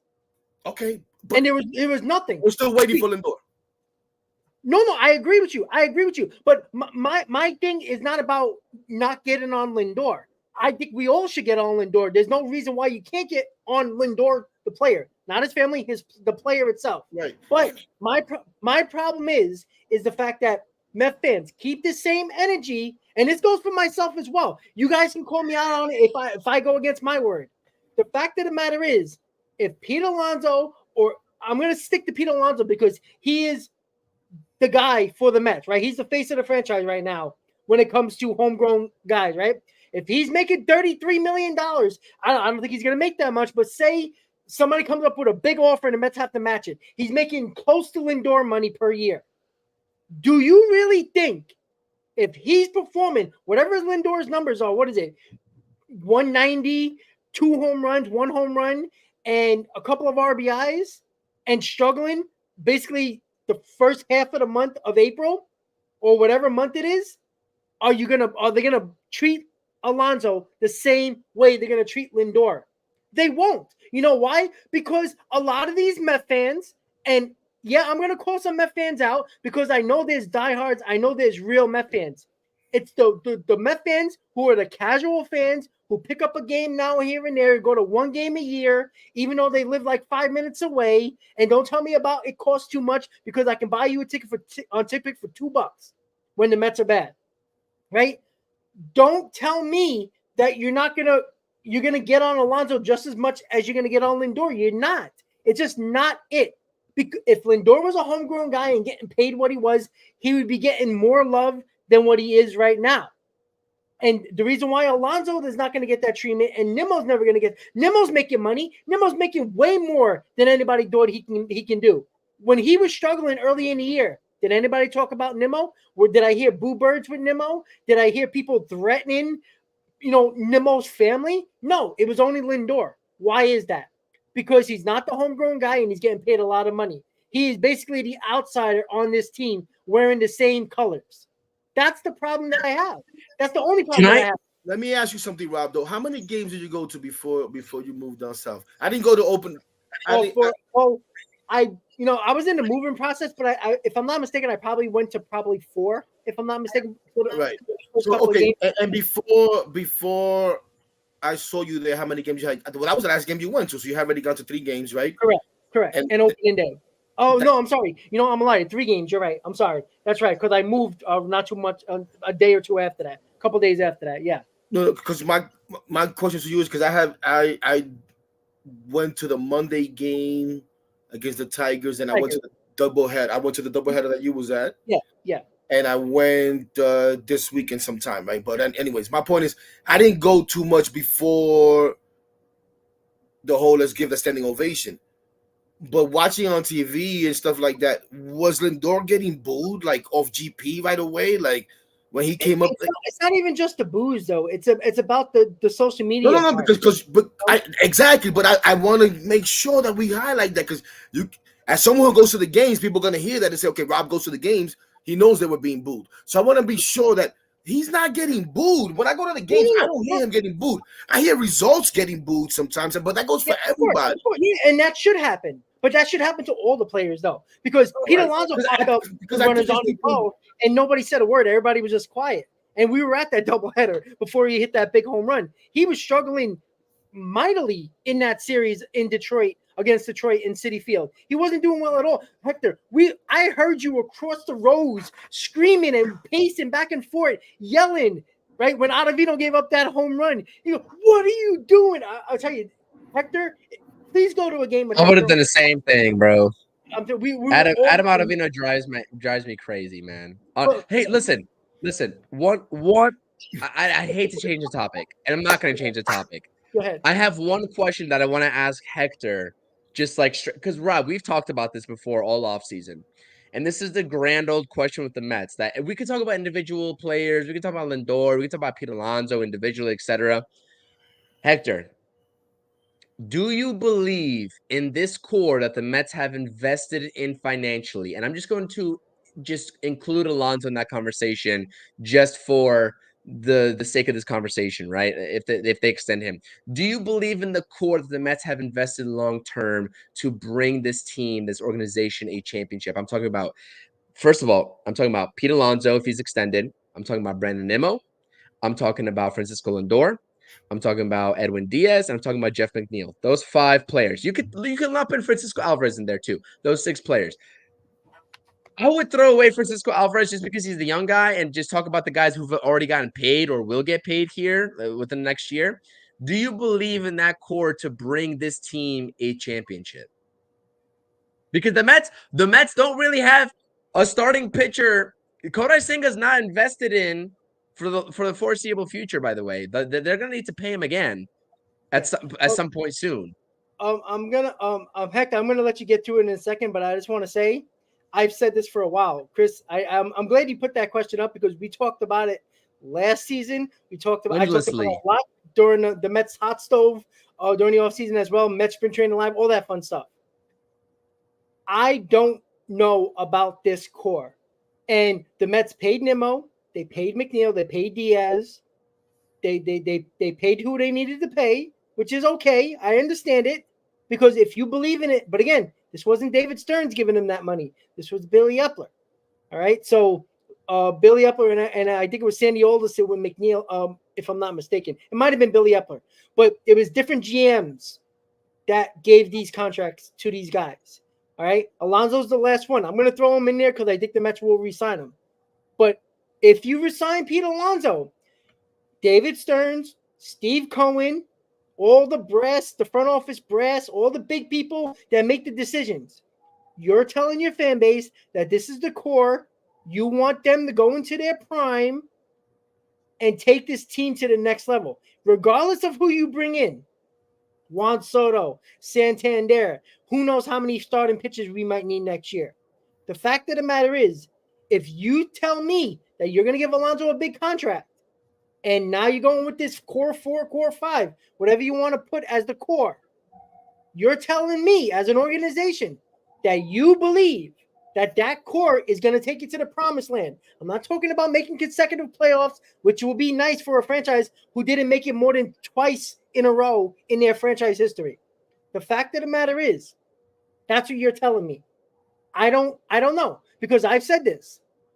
You have to make a decision. There's one guy you can make a decision money-wise with Pete Alonso if you want to change this core, but you can also trade Jeff McNeil to change up this core 4, core 5 guys. So there's possibilities to changing this core. If the Mets end up having a season that they don't make the playoffs, you're going to tell me you're bringing back the core that has choked in 2022, were terrible in 2023, didn't make the playoffs in 2024 if that happens. And this is also including McNeil, Nimmo, and Alonso.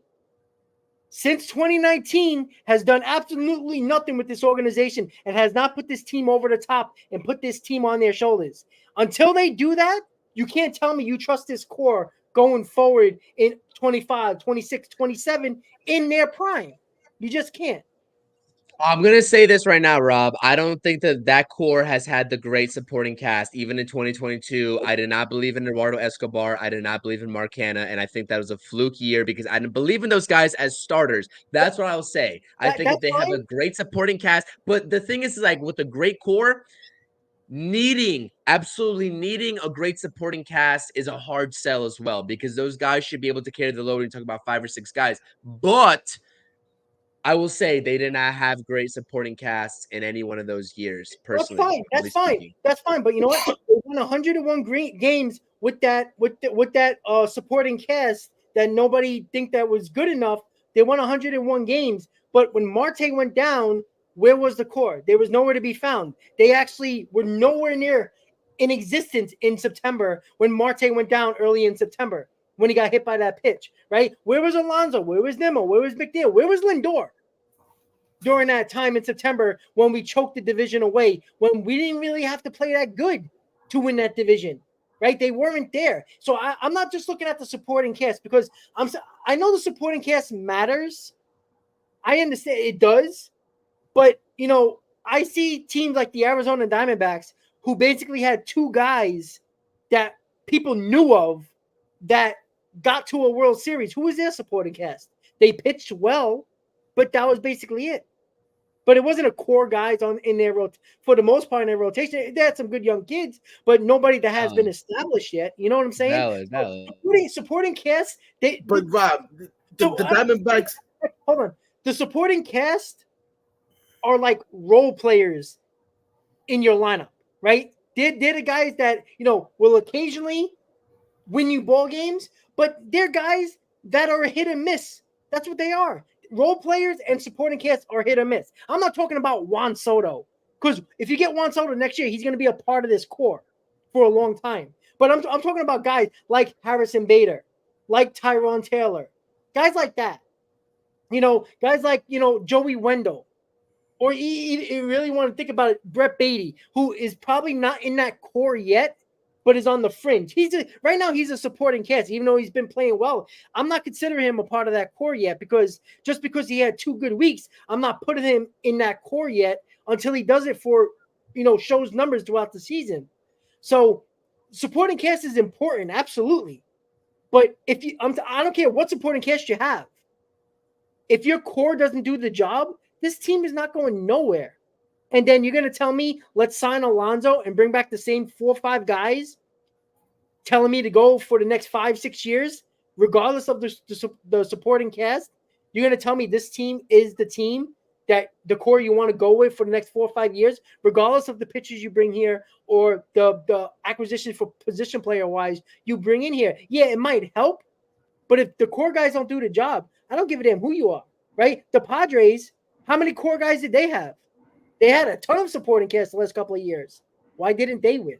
So it's about the core guys that need to do the job, right? We always talk about the core 4 with the Yankees during their dynasty in the late 90s, right? Yes, it was the Scott Brosiuses with the big hits, the Paul O'Neills with the big hits, the Tino Martinezes, the David Justices of the world. God forbid I say Luis Soho supporting cast, but who was it? It was Jeters. It was the Posadas, the Bernie Williams, those guys. Hector, what you got? Hector, what you got? I thought it was a simple question. Well, not simple. It was like, okay, I got to think about this. But Rob just threw a whole. It's never simple on the round table. Yeah. Rob just threw a whole lot of stuff out there. And listen, I hear what you're saying, Rob, because I've been of that mentality, right? And in last season, when everybody brought up, the 6 through 8 hitters or 6 through 9, and the 6 through 9 hitters or whatever, all these guys are not getting it done. And I'm like, no, it's not about those guys.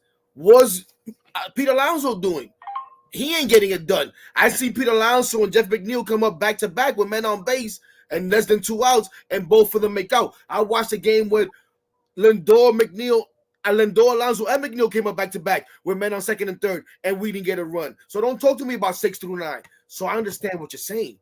But when we started this early on, we talked about going to go play the Dodgers, and you guys are telling me how the Dodgers 1 through 5 is so strong, but their 6 through 9 is not so strong. So they have a weakness. So we can't dismiss the supporting cast, right? No. So you want to mention the Diamondbacks? You want to tell me, oh, the core, this and this and that, they didn't really have all that core. But because their supporting cast, the floor for them wasn't as low as the Mets floor has been for the last few years with that supporting cast, right? But that's also because of the core not doing their job. Hold on, Rob. Exactly. So right now, what's going on this season, right? What's happening right now? Because I had this conversation with somebody last night, right? As much as I'm talking about Lindor and this and that, where people say you got to give him time, right? As much as we could talk about Alvarez keep grinding into freaking double plays when men on base, you know what I'm saying? We could talk about all that. But what's making this team successful? The supporting cast, right? The Tyrone Taylor coming through. The DJ Stewart coming through. Harrison Bader coming through. So don't dismiss the supporting cast, because what the supporting cast allows you to do is that we're not looking every day for Pete Alonso, Francisco Lindor, and Jeff McNeil to win us the game, because these guys could come out and surprise us and win us a game. Where before, they were giving us nothing. We were getting nothing from Tomas Nido, and I can't even think. Oh, my gosh. From Vogel Walks. What the hell are we getting from him? Vogel Walks, Vogel Looks, call him whatever you want except for a freaking hitter. You understand what I'm saying? So the supporting cast is always important. Now, well, I think the supporting cast during the season is important, but when it comes down to late in the year, I think it's always need your big guys, brother. You always need your big guys. Of course, you always need the big guys. But when the going gets tough, you need your big guys to put your team on your shoulder. We don't need Zach Short and Joey Wendell and Tyrone Taylor to carry this team in September. Zach Short and Joey Wendell would not be this team in September. You ain't winning shit. I don't care what anybody says. In 2022, though, who do the Mets trot out there? You talk about 1 through 5 in the top heavy lineup. We talk about 6, 7, 8, 7, 8, 9, maybe. Who was it? Tomas Nido. You talk about Daniel Vogelback, and who else? Mark Canha. 3 guys that I absolutely expected nothing out of every single time they came up to the plate. I'm not going to lie to you. And they gave us nothing. And they gave us nothing too. So it's like, I understand. I think we're both making sense here. Like the supporting cast should be the ones to like put the team on their shoulders, but let's not act like the last time around that the Mets had an opportunity to go deep in the playoffs in 2022. We had a black hole 7 through 9. It was absolutely abysmal. Like I was never ever expecting anything from those guys. It takes a 40-man roster to win a championship. Absolutely. It takes a 40-man roster. You know what I'm saying? And even more, because that 40-man roster might change throughout the year, right? Whether you drop guys, bring guys, whatever the case may be. To answer the question, do I believe in this core? I don't know. I think that's what we're trying to find out, right? That's what the front office is trying to find out. We agree on something? What's going on here, man? No, because we've seen it. We've seen it, right? We've had this conversation for more than 2 years. You went back all the way to 2019 because a lot of the guys have been here since then. You're right. You know what I'm saying? So I'm not sure. Now, I saw Carlos say, well, if you bring in supporting cast, if you bring this, then it's not about this core. No, it could still be about this core, and you can adjust the core a little bit. Supporting cast is not bringing Juan Soto. Like no. But it strengthens your core, right? Right. It strengthens your big guys, right? Yes. And CP was reluctant to it, but no, we can add Francisco Alvarez as part of that core, and we can even add Brett Beatty as part of that core. And, I'm not there yet. Yep. And they can. No, I'm not saying we're there yet, but we're not there yet with the whole thing. You're not there with them. I'm not there yet with Lindor and Pete Alonso. Well, how about this? Yeah, heck, how about this? How about the Mets don't sign Pete Alonso and they trade Jeff McNeil and hold on. No, I'm laughing at one valid point. That's a valid point. Hold on. But we put Brett Beatty and Alvarez to replace those two guys in the core with Lindor and Nimmo. Is it going to change? Is it going to be better? We don't know.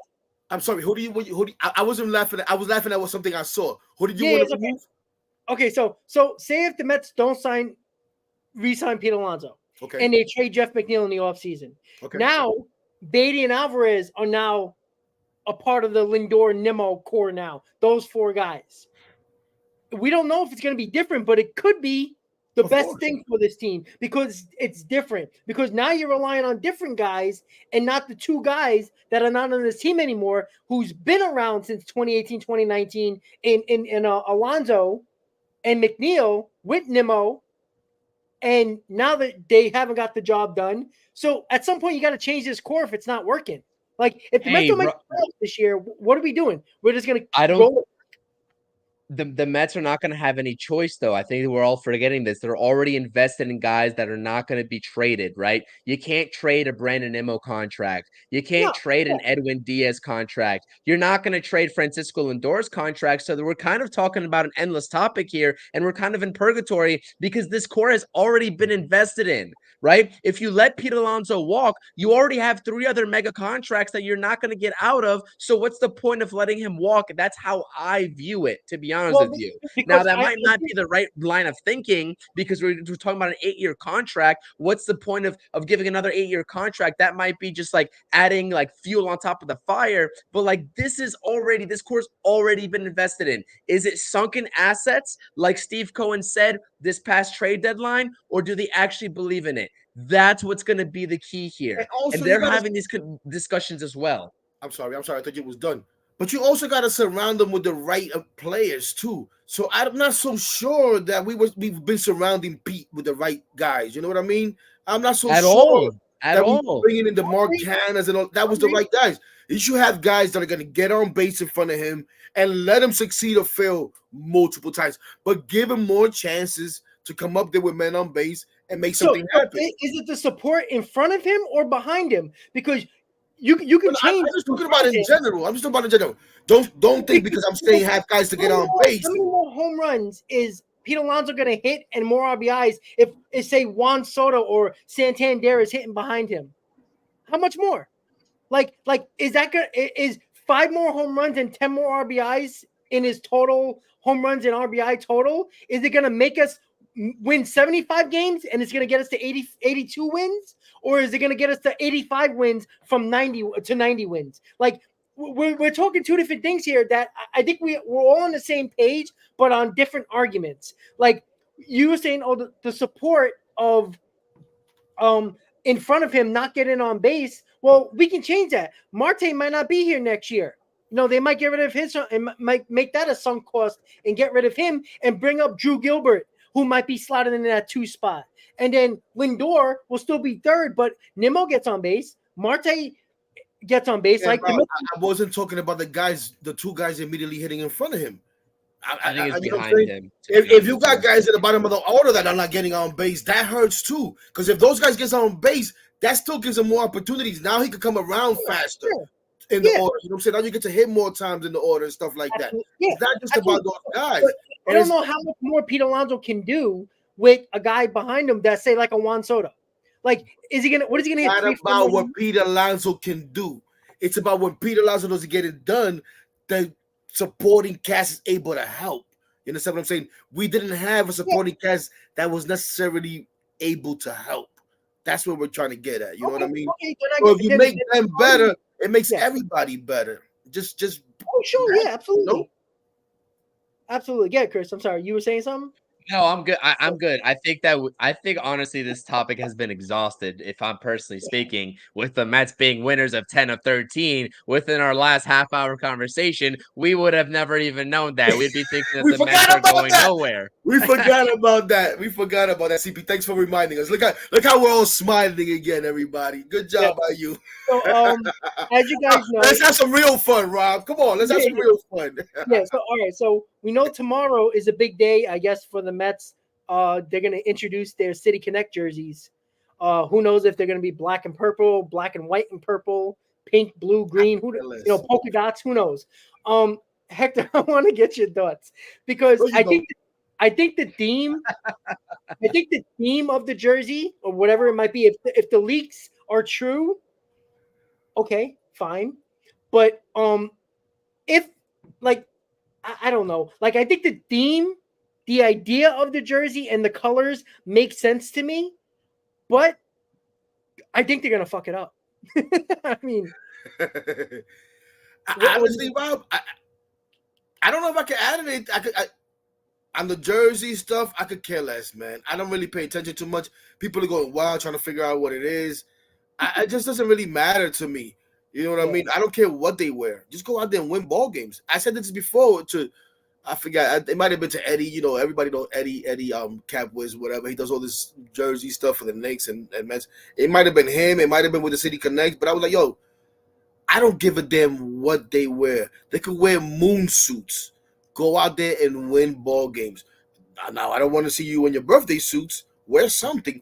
But I don't get caught up in it. I really don't. But I just want to shout out Frank over here, man. He just made a comment about Alvarez, and I agree with you. He said that Alvarez is pressing too much. He just needs to have fun. I agree. I said the same thing about Pete, too. They need to trust themselves. Those are guys that all you got to do is put bat on ball, and most of the time you're going to hit it hard. Just trust themselves. They try to go up there, and they try to do too much. I just think they try to do too much. But on the jerseys, man, the City Connects, nah, I really don't have much.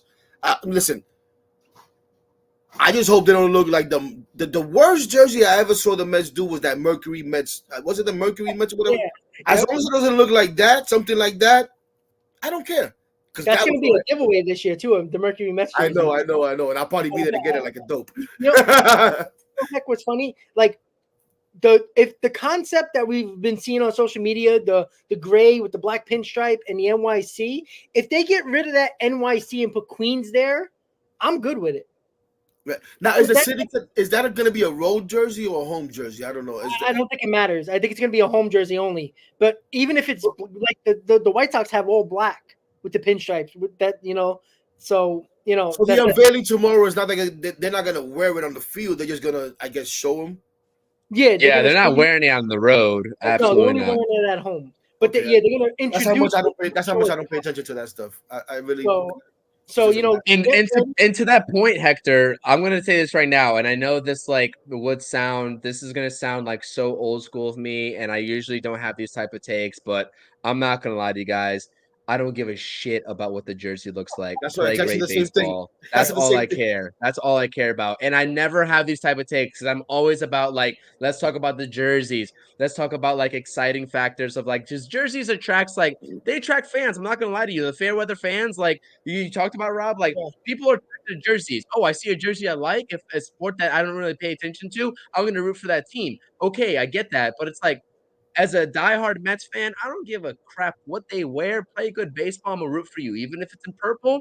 I don't care if you're wearing green. You can do like a St. Patty's Day green. I don't care. I'm gonna root for the Mets. That's all. That's all I CP, got. I hate those fans. You know why? Because those are the fans that I run into the streets and I'd be like, let's go Mets.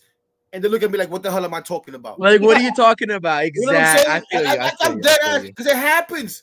I had a guy, I walked into the I doctor's feel clinic you. one time and I'm like, oh, let's go Mets. Nice hat. He's like, huh?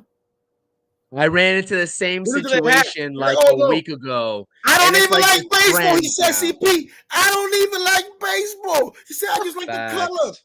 I don't know nothing about. I said, get out of my face. This is like the new like Yankees like hat that everyone likes to wear for Dude, style now. I didn't say anything, but when I first saw that, I was about to turn this crap off. Like this guy's wearing a Yankee cap, and then you took it over with like this early, and I was like, oh, it's the Mets joint. Okay. All right, But guys.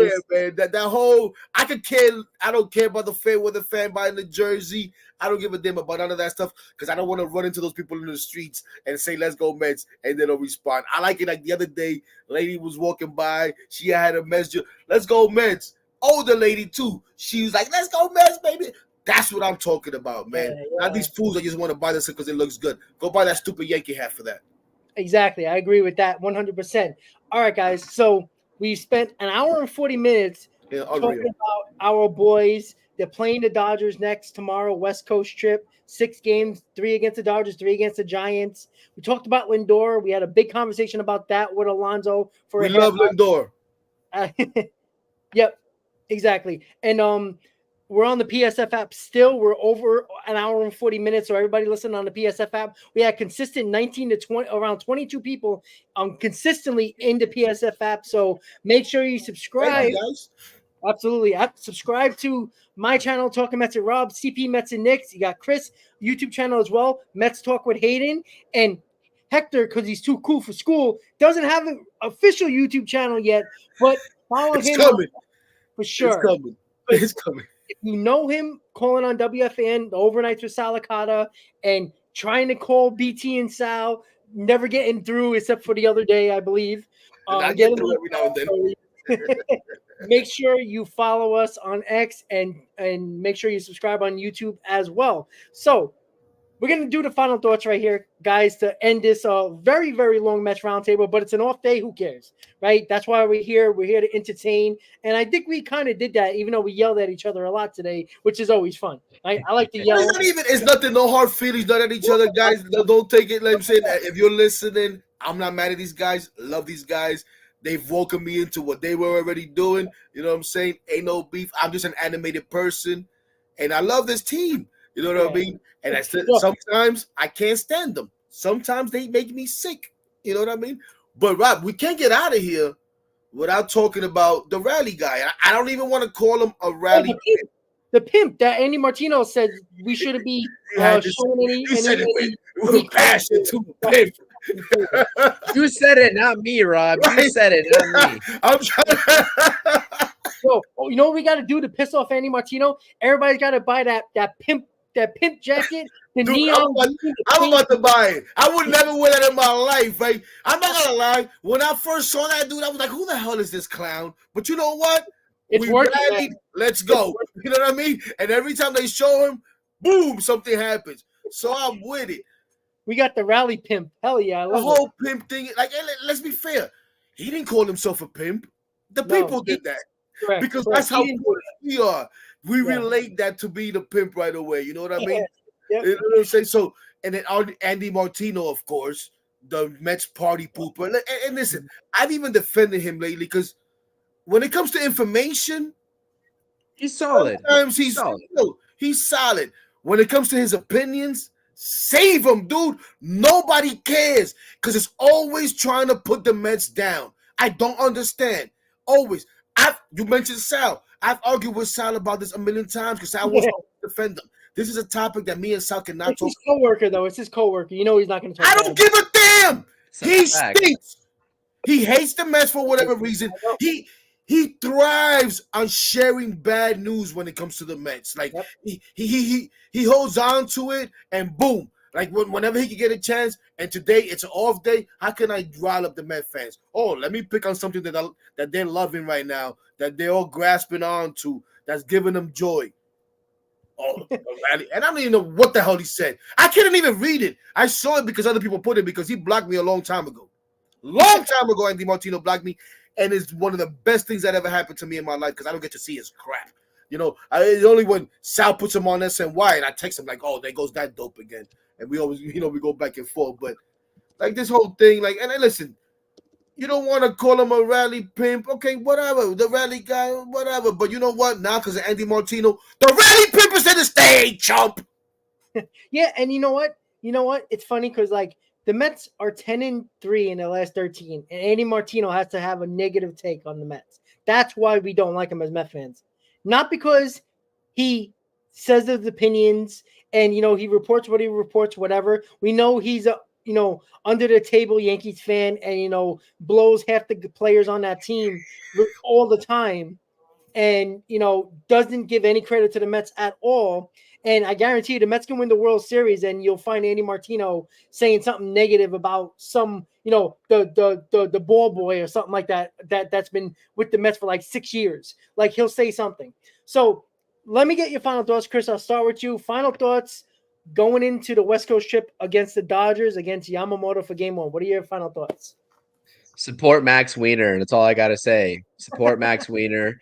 And that's all I got to say, man. Let's go Mets, man. We had a lot of discussion. I mean, it's an off day. It's an hour, 50 minutes we're going on here. Listen, I appreciate everyone in the chat. As always, thank you all for being engaged. Thank you all for just submitting your comments and keeping us on our toes. A lot of good information, like MEZ, Ricardo, or earlier in the stream were like telling us about XYZ, and we're like, oh wait, we should probably talk about those players, right? Fujinami, Iglesias, etc. So we appreciate it. Carlos Ramos, Carlos Ortiz, everybody, man. I appreciate you guys. Hit that thumbs up, subscribe to the channel. Shout out to the PSF app as well, and everybody listening on the PSF app. We're going to be doing in-game live streams as well on the PSF app and YouTube, hopefully at the start of next week. I know our schedules are kind of messed up. The weekend is going to be crazy with the Rangers and the Knicks playoffs starting for me because I'm going to be doing post games for both of those games. Spoiler alert on my channel. I have Knicks post game and Rangers post game on my channels coming up Saturday and Sunday. Yeah, but next week in game sometime, Rob, let's set that up for the chat. To be the first in game of the season, I believe. And like I said, the Mets are playing fantastic ball. Everything that we talked about, the core and this and this and that. Listen, that's something for like the overarching Mets fan in us. Like that's not talking about what we are witnessing on the field right now. You listened to Rob and I's post game yesterday, right? You know how we feel about this team right now. They're playing phenomenal baseball, and we are never going to take that away from them. And especially going to this Dodgers series, that we can't stand this Dodgers organization at all. So let's go out there, take this series. Let's take the series and let's take it to Mr. Yoshinobu Yamamoto, because you know what? He done messed up. Yamamoto, I'm sure you're never going to watch this, but if you somehow stumble upon this, I'm not sure who sends this to you. If you're sitting here, maybe it's even the night before your start against the New York Mets, I hope you know I'm rooting for your downfall. I'm rooting for it. Let's go Mets, baby. As always, let's go Mets. Absolutely. Hector, your final thoughts, my friend. Yo, explosive diarrhea. I hated when Sal said NL East is over too, man. Trust me. I argued with that guy. I was working when he said that, and I'm like, no. I argued with him so much about that. It was incredible. Oh, my final thought is, I'm gonna try to keep it short. First things first. Excited to hear about you guys doing the live, the watch along, whatever the hell it's called, the game. And don't be afraid to invite me. I love doing those things.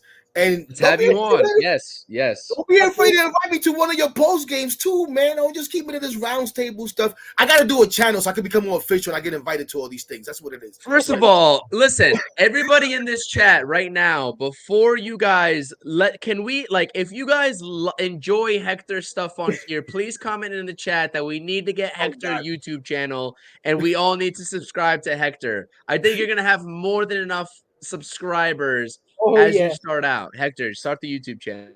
Absolutely, man. I already got you that logo, so we'll put it together. We'll help you out with it, man. I tell you. I got you, brother. I'm going to hold you guys to that. But nah, man, listen, I don't want to hold the people too long and try to get out of here before 2 hours, but this is incredible. My thoughts on the series coming up and this whole West Coast trip coming up is this, man, and I may have mentioned to these guys before. I am somebody like, well, we're going to go play the Kansas City Royals and they come off a 7-game winning streak. I embrace that. Like, let's go. I like playing teams that are hot, right? Because I think about the law of averages. That team is due to cool off, right? I don't like playing teams that are struggling. So when everybody's telling me right now that the Dodgers are struggling, I'm like, oh, crap. Especially a team like the Dodgers. We can talk as Met fans. I can't stand the freaking Dodgers. Trust me. Goes all the way back to 88. I cannot stand them. Can't stand them. But they are the perennial favorites to go out here and demolish teams, right? We know if the lineup is clicking, they can put up 8 to 10 runs with no problem. And now they're struggling. So that's the only thing that kind of like, man, I hope they don't turn it around on us because we've been hot. So the law of averages also says we got to kind of cool off a little bit too, right? But what I'm hoping is that this team, just like, it's the same thing for hitters, guys. A guy goes into a slump, the good hitters are able to limit that slump for a short period of time. The great hitters barely go into a slump, and when they do, they're right out of it.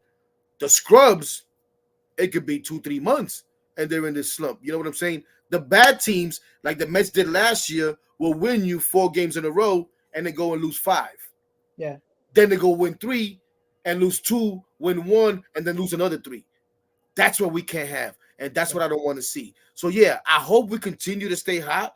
I want to go out there and win at least 2 from both of these teams. 2 from the Dodgers. I know we're just focusing on the Dodgers, but I'm taking it the whole trip. 2 from the Dodgers and 2 from the Giants. I want to come back 4-2 at minimum. At minimum. But I also am a little weary of the law of averages and the Dodgers being able to turn it around on us. Just don't go out there and get swept. Do not go out there and get swept. Do not go out there after all this and go on a 4 or 5 game losing streak and come back 1-5 from that trip. That's what I can't see. Yeah, that's what I'm looking for. I'm looking for us. And also, guys, I can't believe I'm even going to say this, but we could lose, let's say, 2 or 3 from the Dodgers. But how did we lose those games? Correct. You know, if we have our guys getting shellacked, then we're like, damn, are we really? Can this pitching really get it done against the good teams? You know, if we go out there and we can't score no runs, Yamamoto shuts us down. I don't give a damn what he did in Japan. But this guy comes on here and shuts us down, and whoever else, TBD shuts us down. If TBD shuts us down, I'm going to have a problem. You understand what I'm saying? So it also depends on how you play. You lose a tough game, you didn't get a break, go here and there, I can live with that. Yeah, absolutely. And exactly. Like, it's not – sometimes when you're going into a road trip and you had a really good past 2 weeks of games, you want to show up, right? If you lose 2 out of 3 and it was competitive games, close games, you know, you tip your cap to the other team. They had the better night. Get heck. No, go ahead. Before you, well, I go because explosive diarrhea says something. Jose Budo is our ace right now. I don't know if I want to go that far, but I hear you, explosive diarrhea. What a fucking name, explosive diarrhea. And he's been having diarrhea in the chat because he's going on and on and on. But he just reminded me. That's also something that I'm looking forward to see, right? How is Jose Budo going to perform against this tough lineup? I'm not saying this is the end-all be-all, but I want to see. This is a big challenge for him. It's a big challenge for him with these guys. You know what I'm saying? So that'll be good to see too. As looking forward to the series too. Absolutely. So, guys, an hour and 55 minutes on a roundtable on a Mets off day while the Mets are sky high right now, going into a 6-game West Coast trip right now. First off is the Dodgers and Yamamoto in game 1. Let's keep the good times rolling here. Let's do everything that we've been doing over the last week and a half of games, situational hitting, big hits, late game runs, keep it going, good pitching from the bullpen and starting pitching, continue that going. Perform here. Listen, you're not going to win every game. We understand that. If you do, great. We're gonna go crazy on the next roundtable if they have a crazy 5-1, 6-0 road trip. We're just gonna. I mean, you might not even understand us how much we'll be on and going crazy. But the Mets are 10-8, 2 games over 500, 8-2 in their last 10, 10-3 in their last 13. They just swept the Pirates. Now they got the Dodgers.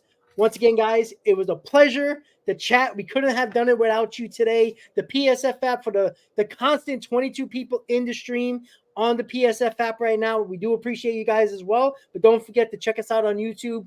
CP Mets and Knicks. He does Mets, Knicks, Rangers content as well. And then when the Giants come around, he even does some of that as well. Hector, get him on X. We will get him a channel so you can even get into him. And I will be doing stuff on the Knicks and all of that too, because just like CP, listen, I'm all about my Knicks too. I just got into the Mets, and that's what caught on, so I stick with that. And every now and then I throw some stuff about the Knicks. I was actually going to do a video on the Knicks today, and I got caught up. But yeah, let's go Knicks and all that too, baby. And yeah, eventually we're going to get on there with a channel, man. My bad, Rob. I keep interrupting. Absolutely. So, guys, another Mets Roundtable in the books. Thank you to the PSF app. Thank you for everybody in the chat. Constantly 195 people in the stream on YouTube today. So I do appreciate it. Guys, once again, let's go Mets. LFGM, baby. Have a good night. We'll see you next time, guys. Have a great night. Let's go Mets. Let's go Mets. LFGM! That PG crap, man. We got to do a rated R like Pete Alonso, baby. LFGM. That's the PG version. All right, guys. Have a good night.